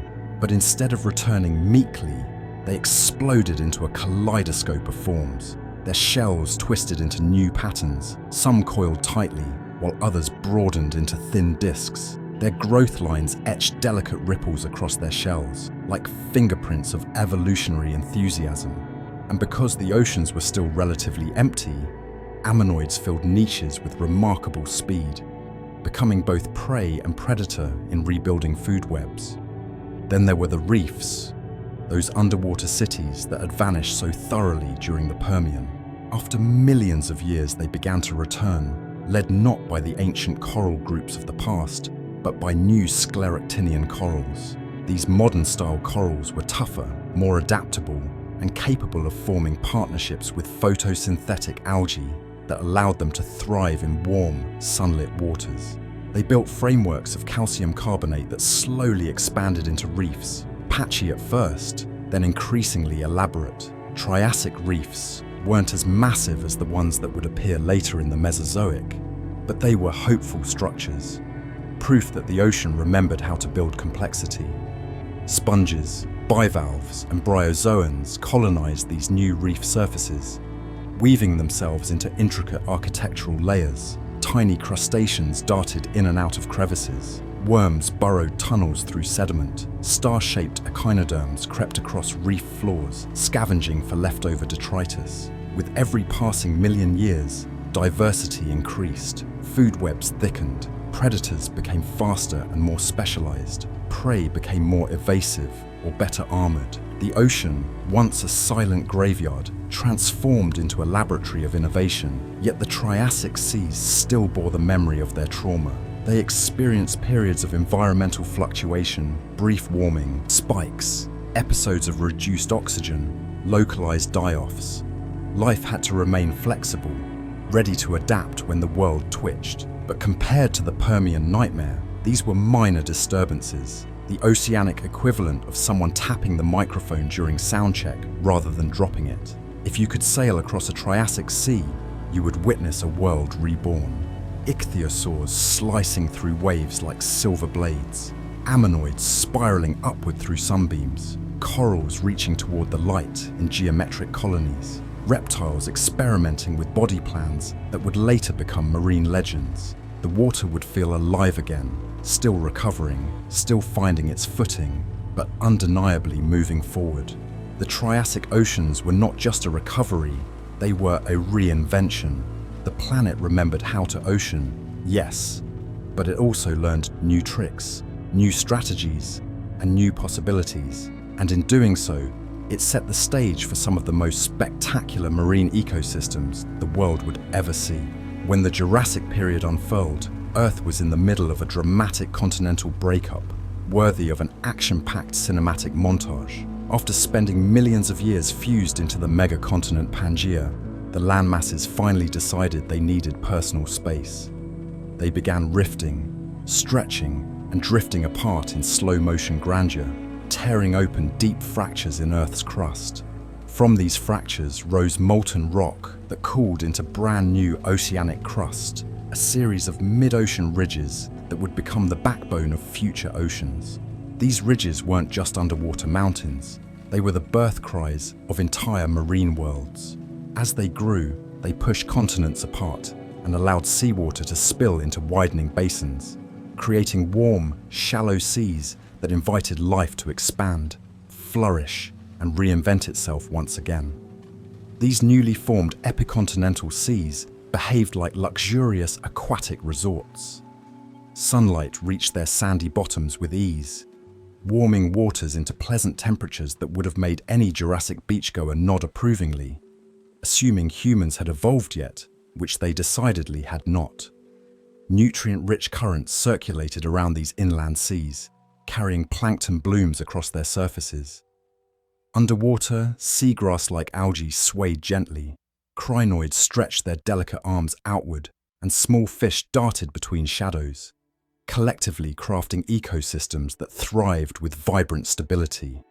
But the stars of the Jurassic oceans were unquestionably the marine reptiles, a cast of evolutionary celebrities whose design philosophies ranged from sleek efficiency to theatrical flair. They dominated the seas with the kind of presence that made even the largest fish reconsider their weekend plans.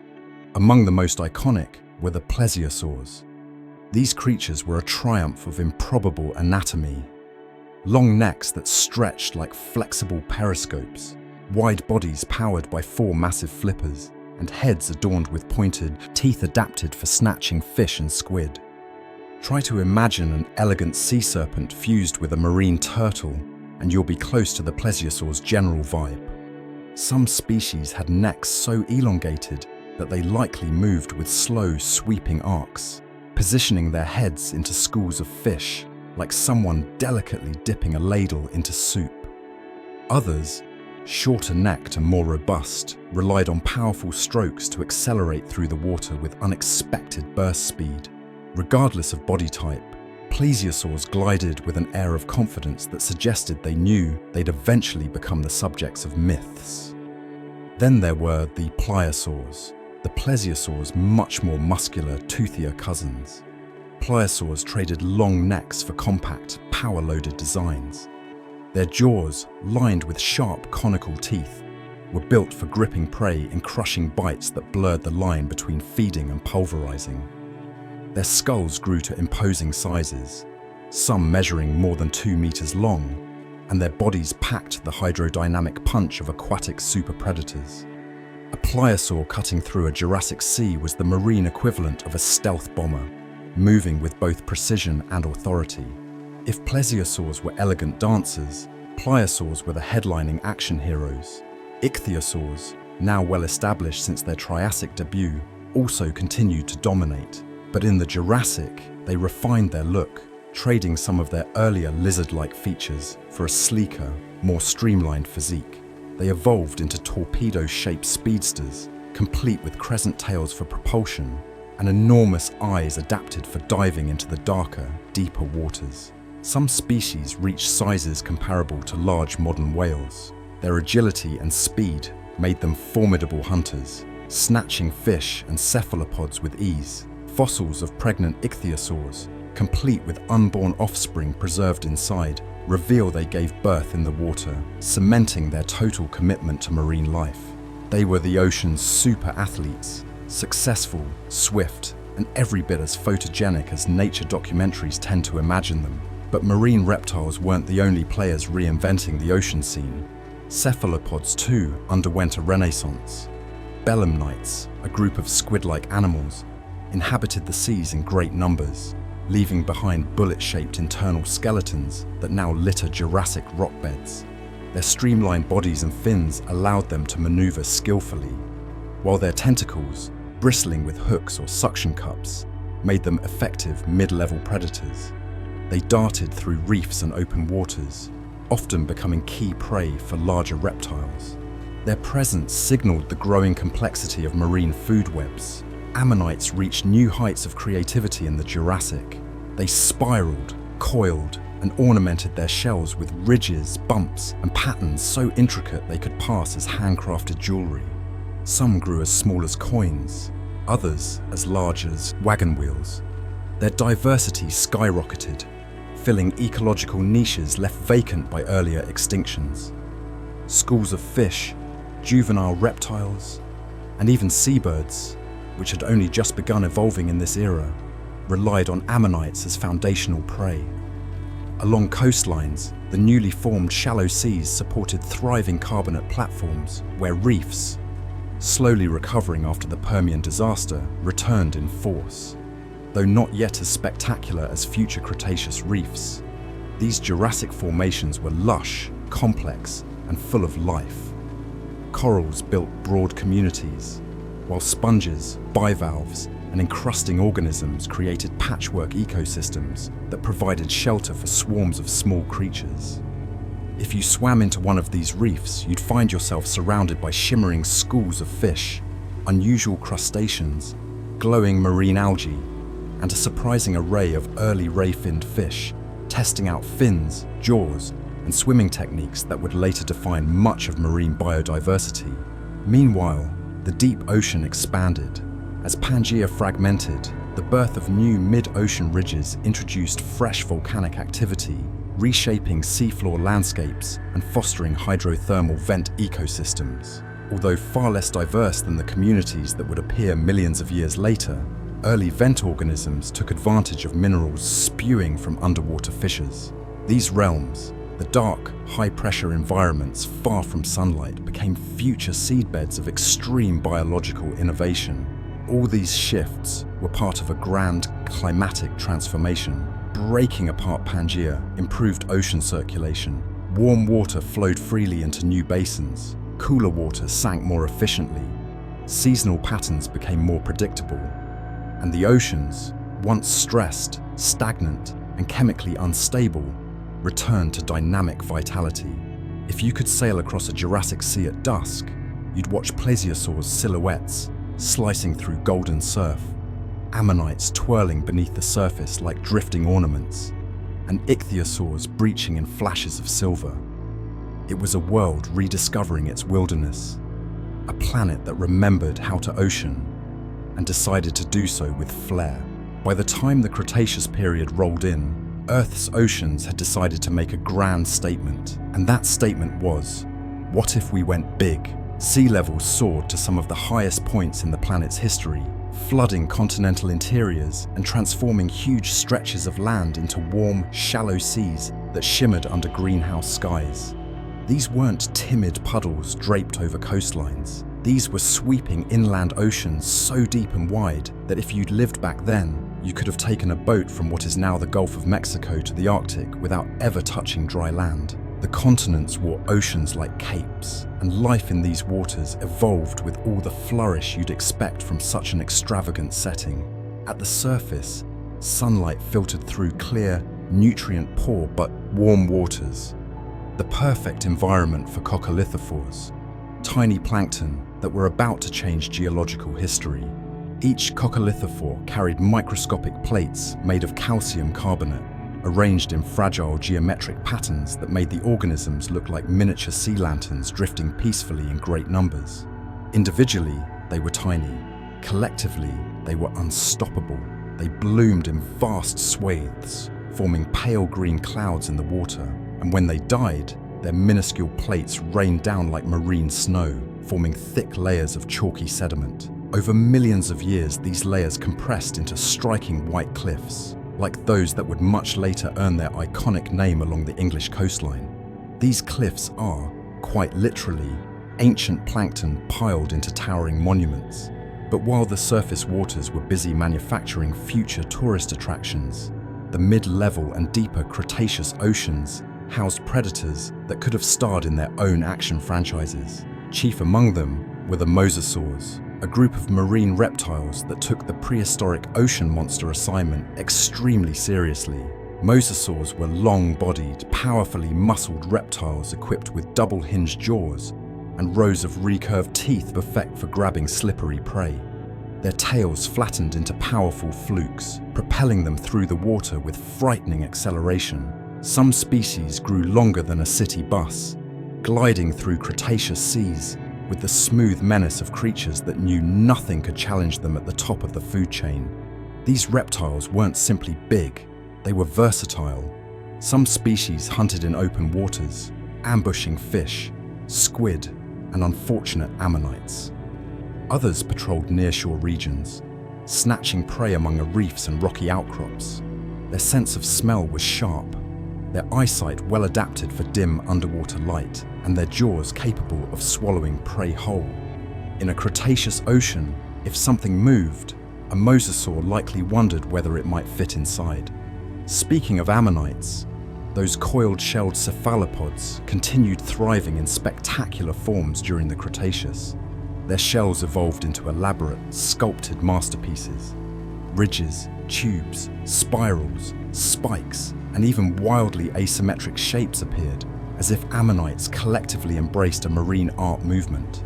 These creatures floated or swam through the water column with tentacled finesse, hunting small prey and dodging predators with quick jets of movement. Their population diversity skyrocketed during the early Cretaceous, making them excellent index fossils for future paleontologists, a role they did not agree to but performed flawlessly. Below the ammonites, the oceans thrummed with additional life. Ray-finned fish diversified into streamlined torpedoes and bizarre bottom feeders. Some evolved bodies covered in thick, interlocking scales that gave them the appearance of underwater tanks. Others adopted long, eel-like shapes that let them weave among rocks and reefs. The clarity of Cretaceous waters encouraged visual hunters, and fish responded by developing vivid patterns, refined swimming techniques, and sleek forms that cut through water with precision. Meanwhile, on the seafloor, anemones, burrowing clams, star-shaped echinoderms, and soft-bodied creatures built layered communities that turned sandy bottoms into bustling neighborhoods. Crabs and lobsters scuttled in and out of crevices, occasionally pausing to wave claws in what might have been communication or general attitude.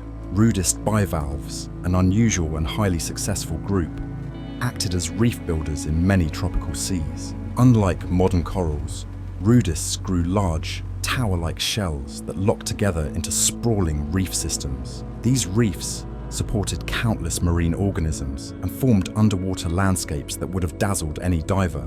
But perhaps the most striking feature of the Cretaceous oceans was how warm they were. Greenhouse gases kept global temperatures high, eliminating polar ice entirely and creating mild climates even at high latitudes.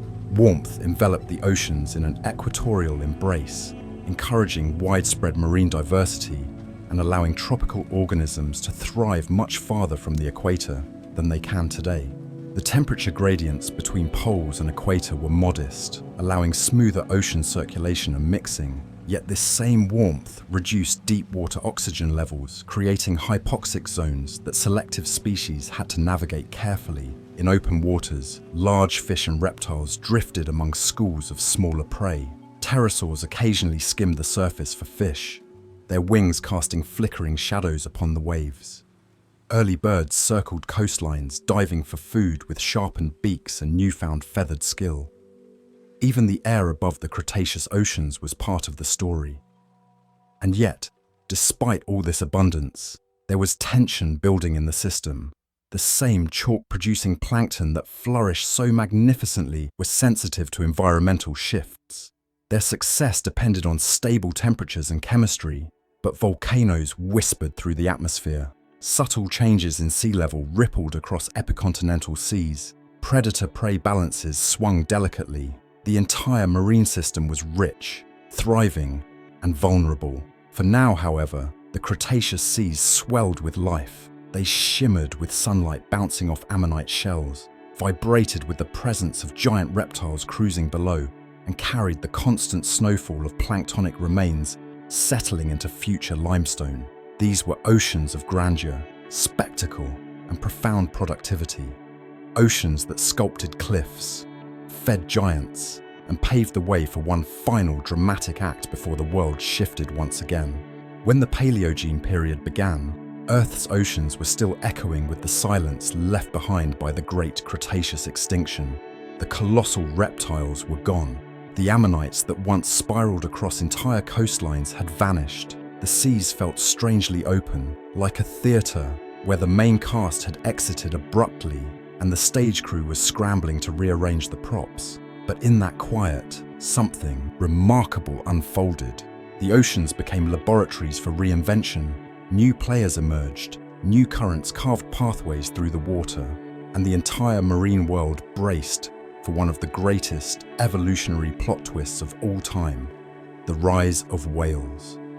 But before whales could make their grand entrance, the oceans themselves were undergoing a geographical makeover. The continents continued drifting apart. slowly but strategically, like guests at a party who realized they might enjoy talking to different groups. Most notably, Antarctica began drifting toward its lonely position at the bottom of the world. This movement set off a chain reaction in ocean circulation. As the southern seas widened, cold water began flowing freely around Antarctica for the first time, eventually forming the Antarctic Circumpolar Current. This powerful current acted like a colossal watery conveyor belt, insulating Antarctica with frigid isolation and reshaping global climate patterns.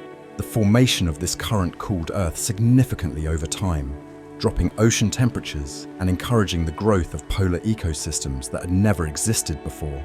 Meanwhile, tropical and subtropical oceans expanded into new configurations. Warm currents moved differently, storm belts shifted. The Atlantic Ocean continued to widen, opening ecological corridors for new species to spread. The Indian Ocean, once part of an older seaway system, developed its own distinct identity as the shifting continents altered wind patterns and monsoon cycles. These changes weren't abrupt, they took millions of years, but they set the stage for ecosystems that were increasingly defined by mobility, temperature gradients, and evolving coastlines. In the shallows and deep waters alike, marine life began exploring fresh evolutionary paths. After the extinction removed many dominant predators, fish diversified again, this time with new levels of finesse. Early Paleogene seas were filled with ray-finned fish, experimenting with body shapes ranging from ribbon-like swimmers to deep-bodied grazers. Sharks, ever the adaptable lineage, bounced back with enthusiasm. Some developed broad, crushing teeth for cracking shelled prey.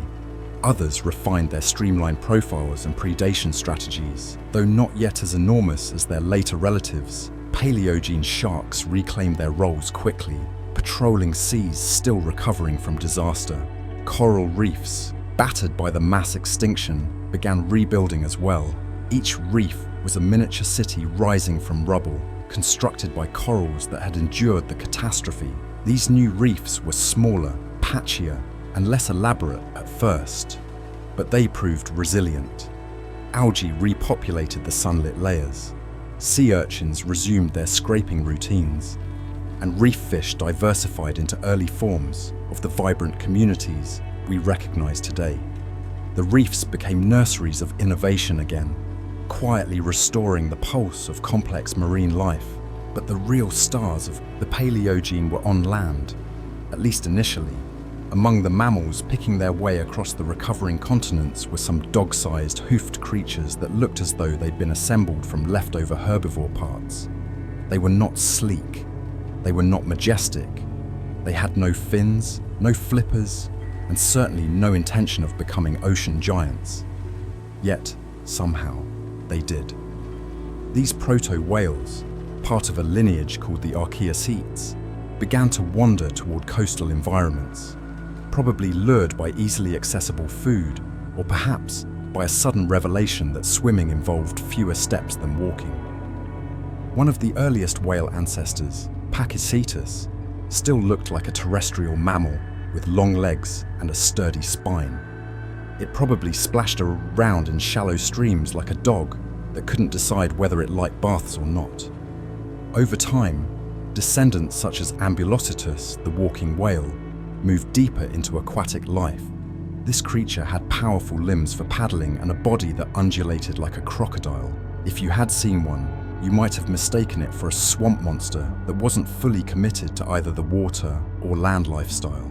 As evolution pushed forward, transitional whales became better swimmers. Their hind limbs shrank, their bodies elongated, their nostrils migrated upward along their skulls, eventually forming blowholes. Species like Basilosaurus took the oceanic spotlight, long, serpentine creatures with reduced back legs, paddle-like forelimbs, and mouths lined with sharp teeth.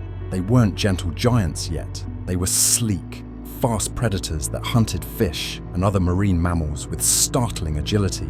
To call them whales feels both accurate and mildly misleading. They were whales in the same way a teenager is technically an adult, in transition, but still experimenting with identity. As these marine mammals evolved, the Paleogene oceans grew richer with new ecological interactions. Early dolphins appeared toward the end of the period, developing echolocation and agile swimming styles. Seals and sea lions also began their marine careers, diving into coastal waters with flippant enthusiasm. Birds joined the marine resurgence too. Early seabirds and penguins evolved flightless, streamlined forms that let them dive with precision, chasing fish through colder waters transformed by changing currents. The oceans became more dynamic than they had been in millions of years. Not all changes were biological. The Paleogene oceans also experienced major chemical shifts. Growing ice sheets and altered currents affected salinity, nutrient availability, and deep water oxygenation. Cold, dense waters began sinking near Antarctica and the North Atlantic, fueling a new global circulation pattern that carried nutrients around the world. This shift revived deep ocean ecosystems, creating layers of life that stretched from sunlit surfaces to abyssal plains.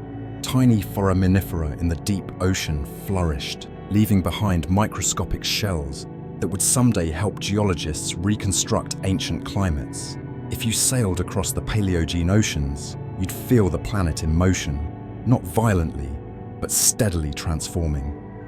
Warm seas lapped at tropical shorelines. Vast kelp-like algae drifted in cooler waters. Sharks patrolled with renewed confidence. And whales, in their various transitional stages, swam by with the unmistakable energy of creatures discovering a new way of being alive. The oceans had entered a new era, one defined not by ancient reptiles or colossal ammonites, but by mammals that had learned to fly underwater. The seas hadn't just recovered, they had reinvented themselves again, carrying the world toward a future that would someday include coral gardens, polar currents, and the largest animals ever to swim the planet's waters. By the time the Neogene period arrived, the oceans were settling into shapes and personalities we would finally recognize. After tens of millions of years spent rearranging continents, reorganizing currents, and running evolutionary auditions that sometimes felt a little experimental, Earth's waters began smoothing into the configurations that would define the modern world. Coastlines sharpened, ocean basins deepened, currents intensified, and life, oh life, spilled into these new habitats with fresh exuberance, producing ecosystems that looked familiar but still carried the wild ambition of a planet in mid-transformation. One of the most defining features of the Neogene oceans was the continued shifting of continents toward their present-day arrangement. As the Atlantic widened and the Pacific shrank along its edges, tectonic plates sculpted underwater ridges, trenches, and seamounts that influenced every aspect of marine circulation. The rising of the Isthmus of Panama, still incomplete during much of the Neogene, but steadily rising like a very slow, very determined geological drawbridge, began dividing the Atlantic and Pacific, altering ocean currents in ways that would eventually reshape climates across the globe. The Indian Ocean settled into its modern boundaries as Africa pushed steadily northward, giving rise to new coastal zones where warm and cool waters collided. Everywhere, shifting land directed water into tighter corridors or broader basins, setting the tone for oceanic mixing and nutrient flow. Currents themselves grew stronger and more complex, with Antarctica fully isolated by the powerful circumpolar current. Cold, dense water swirled around the continent, reinforcing global temperature gradients. Deep water formation intensified in the North Atlantic, sending cold, oxygen-rich water plunging into the depths and driving the conveyor belt-like thermohaline circulation system that still shapes modern oceans. This circulation fueled productivity hotspots around the world, supporting plankton blooms that fed enormous food webs from the seafloor to the surface. And speaking of surfaces, something remarkable was happening along temperate coastlines. For the first time in Earth's history, vast kelp forests sprang up in abundance. These underwater botanical skyscrapers took root in cool, nutrient-rich waters, particularly along the Pacific Rim. Giant kelp anchored themselves to rocky substrates and shot upward toward the light, forming dense canopies that swayed with currents like forests caught in perpetual underwater breezes. In these kelp forests, sea otters clambered among the fronds, abalone grazed along the rocks, and fish wove between towering tangles of golden brown blades. If coral reefs were the ornate underwater cities of the tropics, kelp forests were the temperate world's vast, breathing cathedrals, rich habitats that offered shelter, food, and mystery all at once. Warm tropical oceans, meanwhile, were nurturing something equally transformative: the ancestors of today's modern coral reefs. Although corals had existed in varied forms for hundreds of millions of years, Neogene reefs began adopting community structures and partnerships that feel familiar to modern ecologists. Reef-building corals cultivated relationships with photosynthetic algae that supercharged their growth, allowing them to create complex, interlocking skeletons that built layered reef systems. These reefs formed thriving underwater neighborhoods filled with darting fish, colorful sponges, branching corals, and curious crustaceans. Butterfly fish and surgeonfish zigzagged through coral thickets. Moray eels peered from crevices with cryptic expressions. Reef sharks patrolled perimeter waters with sleek confidence. The oceans were developing the architectural complexity and ecological richness that define today's tropical seas. But no group embraced the Neogene seas with more transformative flair than the marine mammals. After evolving through the transitional forms of earlier epochs, whales arrived in the Neogene, fully committed to the aquatic life, and ready to take over as some of the planet's most impressive marine inhabitants. Baleen whales, gentle giants that filtered food through massive comb-like plates, expanded dramatically in size, taking advantage of nutrient-rich upwelling zones. Blue whales, the largest animals Earth has ever known, made their evolutionary debut. Imagine swimming beside something the length of a basketball court, moving with surprising grace and powered by a heart as massive as a small car. The Neogene oceans did not merely support these creatures, they celebrated them. Toothed whales also rose to prominence. Early dolphins honed their echolocation skills, transforming sonar into an evolutionary superpower. Sperm whales perfected deep diving, venturing thousands of meters into dim, abyssal waters in pursuit of squid that had evolved their own strategies for escape. Pods of dolphins developed tight social bonds and complex communication, turning the open ocean into a playground of acrobatics and coordinated hunting rituals. These mammals were no longer evolutionary experiments, they were success stories. Seals, sea lions, and walruses joined the marine mammal parade, emerging along the coasts where shifting climates and rich fisheries encouraged semi-aquatic lifestyles.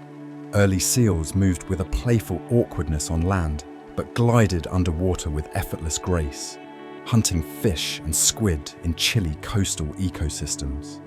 Walruses, sporting early forms of their now iconic tusks, took advantage of bountiful mollusk beds, turning sediment-rich shelves into feeding grounds. Each branch of the marine mammal lineage found its niche, contributing to the growing complexity of coastal life. Sharks and fish continued refining their forms. The Neogene saw the rise of the mighty Otodus megalodon, a shark of such impressive scale that even whales learned to respect its presence. This colossal predator patrolled warm oceans with jaw strength capable of fracturing whale bones. Though Megalodon would eventually disappear, it reigned during the Neogene as one of the most fearsome oceanic forces Earth ever produced. Meanwhile, bony fish diversified into familiar families: groupers, parrotfish, tuna, and mackerel, bringing speed, color, and refined predation strategies to every marine region. The seafloor hosted communities of burrowing worms, starfish, urchins, and crustaceans expanding into newly stable sediment environments. Hydrothermal vents became sites of bizarre life adapted to scalding water and complete darkness. In deep basins, foraminifera and other microscopic organisms settled into the sediments, their shells creating thick layers of microfossil-rich mud that scientists millions of years later would use to decipher ancient climates. Through all this, the oceans were becoming distinctly modern in their character. Currents resembled today's, food webs mirrored today's, ecosystems, from coral reefs to kelp forests, took on recognizable shapes and functions. The Neogene seas felt vibrant, structured, and alive in ways that echoed into the present. If you stood along a coastline during this era, watching waves crash against newly carved cliffs or roll gently through kelp canopies, you would witness oceans that finally felt familiar. A world transitioning from ancient experimentation into the foundations of the seas we know now. The Neogene oceans weren't just evolving, they were settling into themselves, refining the great marine blueprint that would define the modern Earth. The Pleistocene oceans were seas with commitment problems. Every few tens of thousands of years, they dramatically changed their minds about where the shoreline should be, pulling back to expose vast plains and then rushing forward again to swallow them whole. It was an era ruled by the pulse of the ice ages, cycles of freezing and thawing driven by subtle wobbles in Earth's orbit and tilt. Each glacial advance locked staggering amounts of water into continental ice sheets, pulling ocean levels down by up to 100 meters or more. When the ice melted, the oceans swelled outward again, reclaiming the land with all the enthusiasm of a tide that had been waiting impatiently for its cue. Imagine waking up one morning in the Pleistocene, near what is now the North Sea, and discovering you live 50 kilometers inland. Then, a few thousand years later, you're practically beachfront again. Coastlines migrated back and forth like lines drawn in sand by a child who keeps erasing and redrawing the picture. The continental shelves, those shallow, gently sloping regions that extend from the coast before plunging into deeper ocean, were exposed repeatedly. Each exposure turned seabeds into grasslands, steppe, and hunting grounds for mammoths, bison, woolly rhinoceroses, and early humans who must have wondered why the ocean kept dramatically exiting the scene, like an actor with a flair for stage presence. For marine species, these shifting coastlines were more than inconveniences. They were existential challenges. Animals dependent on shallow water habitats had to adjust constantly. When sea levels fell, kelp forests retreated downslope or vanished altogether. Coral communities in warm regions faced exposure or chilling temperatures that forced them to migrate or perish. Estuaries shrank, expanded, vanished, and reappeared, disrupting breeding grounds for countless fish and invertebrates. Tidal flats and lagoons formed and disappeared like temporary rooms inside an ever-shifting house, yet life adapted creatively. Along newly exposed coasts, hardy marine algae recolonized as soon as the tides returned, spreading across rocks and stabilizing sediments. Filter-feeding mussels and clams settled wherever conditions permitted, acting as pioneers for new ecosystems. In colder waters, sea ice itself formed seasonal habitats, supporting microorganisms that clung to its underside in delicate crystalline jungles. These microbial mats became the first link in food chains that fed krill, fish, and ultimately larger predators. So while ice swallowed parts of the oceans, it also created new forms of life-rich real estate. Marine mammals were especially shaped by this fluctuating world. Whales navigated oceans that sometimes chilled dramatically as ice expanded, reducing open water and changing migration routes. Baleen whales followed shifting blooms of plankton, which responded to temperature changes with the sensitivity of fussy artists. When warm interglacial periods arrived, productivity surged in some regions, offering whales nutrient-rich feeding grounds. When cold periods returned, whales traveled farther and deeper in search of food, honing long-distance migrations that persist today. Seals, sea lions, and walruses also evolved in lockstep with the ice. Seals in polar regions use sea ice as platforms for resting, mating, and nursing pups. Changes in ice cover forced them to move, adapt, and sometimes split into new species. Leopard seals and ringed seals mastered hunting amid shifting pack ice landscapes that resembled floating mazes. Walruses relied on ice edges as staging areas for accessing rich seafloor clam beds, following the ice as it advanced and retreated like a slow-motion conductor directing marine choreography. Sharks and fish were not exempt from the transformations. As waters cooled, some species shifted ranges toward the equator. Others adapted physiologically to lower temperatures. Cod, herring, and salmon, cold water enthusiasts, expanded in the chilly Pleistocene seas, becoming pillars of northern food webs. Some fish evolved antifreeze proteins, biological hacks that prevented ice crystals from forming in their blood. It was evolution's version of installing a heated windshield. Even the deep ocean felt the pulse of the ice ages. When sea levels fell, the locations where deep waters formed shifted. Cold, salty water descended into the depths at slightly different latitudes, subtly altering global circulation. These shifts influenced nutrient availability and oxygen transport, creating cycles where deep-sea ecosystems experience booms and lulls. In some intervals, nutrient-rich waters surged upward, feeding coastal plankton blooms that supported rich marine life. In others, circulation slowed, leaving deeper basins temporarily starved of oxygen. But perhaps the most profound impact of the Pleistocene's watery mood swings came from its influence on biodiversity patterns. Species were forced into repeated cycles of geographic compression and expansion. During glacial maxima, cold-adapted species thrived. Arctic cod, ice-loving seals, and organisms built to survive frigid temperatures. During interglacial warm periods, tropical and temperate species spread widely. This perpetual push and pull acted like a biological accordion, expanding and contracting ecosystems and mixing gene pools in ways that accelerated evolutionary change. Coastal environments, in particular, became evolutionary hotspots. Every time sea levels rose, new coastlines formed, fresh habitats full of opportunities. Mangroves, salt marshes, and seagrass meadows sprang up in some regions, shaping the diets, behaviors, and anatomies of countless marine and semi-marine species. Turtles navigated shifting beaches with remarkable consistency, returning to lay eggs even when their ancestral coastlines had moved hundreds of kilometers. Their commitment to tradition in the face of geographic chaos remains one of nature's more humorous contradictions. And all the while, humans were quietly entering the story. Early Homo species lived along Pleistocene coasts, gathering shellfish, catching fish, and sometimes wandering across exposed land bridges that would later lie beneath hundreds of meters of seawater. The oceans shaped humanity's migrations just as dramatically as they shaped marine life. If you could soar above a Pleistocene ocean, you'd see a world in flux. Ice sheets looming on the horizon, kelp forests rising and falling with the tides of time, whales tracing long arcs across shifting seas, seals lounging on ice floes that drifted like unmoored islands. The oceans were restless, responsive, and alive with change. The Pleistocene didn't sculpt oceans into permanence.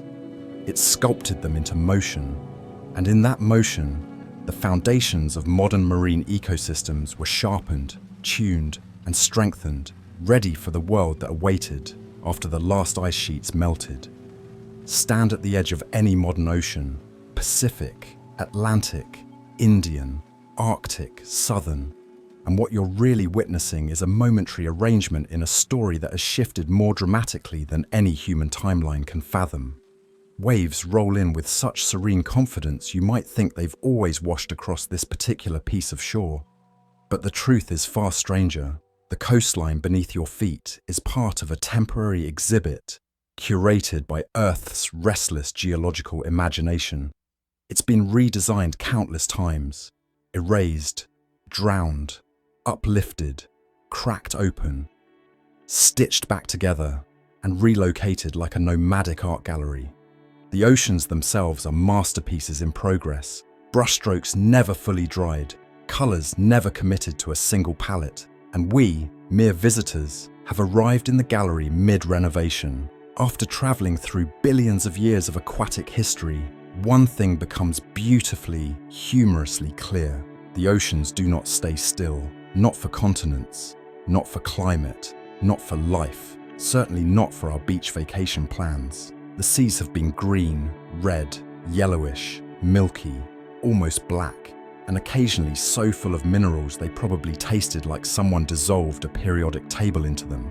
They've drowned supercontinents, carved mountain ranges, incubated life's earliest experiments, and rebooted themselves after catastrophes big enough to make even the hardiest microbes reconsider their hobbies. And the oceans of today, calm, blue, and familiar, are not the default setting. They are one version of the world, not the world. Our modern seas are the outcome of circulating currents that didn't exist 50 million years ago. Coastlines drawn by ice ages that expired only moments ago in geological time, and ecosystems shaped by chance survivors of mass extinctions. They're not final chapters, they're middle pages. Try to imagine showing a Devonian fish what the ocean looks like today. It would stare blankly, utterly confused by whales, baffled by coral reefs that look so different from the sponge-dominated worlds it knew, and probably deeply offended by the existence of creatures capable of walking into the water and walking right back out. Walk onto a Jurassic beach and try explaining that in the future, the colossal marine reptiles ruling the seas will be replaced by mammals that spout water from their heads like enthusiastic fountains. Try telling a carboniferous amphibian that its coastal swamp will be traded in for a modern estuary filled with mangroves and mudskippers. In every era, life thought it understood the ocean, until the ocean decided to renovate again. Even the colour of today's seas is a plot twist. The deep blue we associate with oceanic beauty is a product of clear water and the way sunlight interacts with it. But Earth's oceans have been cloudy, mineral-laden, soupy, frothy, or practically glowing with microscopic life at various times. Their clarity and chemistry have changed so often that calling today's waters normal feels optimistic, like claiming your favourite hairstyle is the only correct one your hair will ever have. Give it enough time and climate pressure, and the oceans will try something new just to keep things interesting. And the coastlines? Don't get too attached. If Earth had a business card, under occupation, it would probably say, Coastal Realignment Specialist. Sea levels rise and fall, continents tilt, plates slam together or tear apart, rivers dump sediments that build new land, coral reefs grow upward to meet the sun, and volcanic islands pop into existence like surprise guests.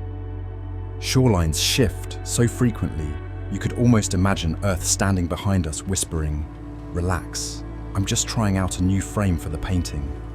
Look at a map long enough and you'll see a static image, but imagine the same map animated across millions of years. Land masses pirouetting, oceans swelling and shrinking, island chains flickering in and out of existence, and suddenly you begin to see the real Earth, a planet not obsessed with stability, but with variation, a world that edits itself with the enthusiasm of a writer constantly revising drafts. And here's the delightful twist. Despite the chaos, life always returns to the sea with renewed creativity. When oceans warmed, organisms adapted. When oceans cooled, others took advantage. When circulation failed, survivors emerged in unexpected forms. When deep waters lost oxygen, new ecosystems rose in the ruins. Every version of the ocean hosted its own dramas and triumphs. Every reboot gave life another shot at architectural innovation. Today's ocean, brimming with whales that sing, plankton that generate half our oxygen, reefs that glow with colour, and seafloors that host creatures so strange they seem fictional, is merely the latest in a long lineage of aquatic experiments. It is awe-inspiring, yes, but also fleeting.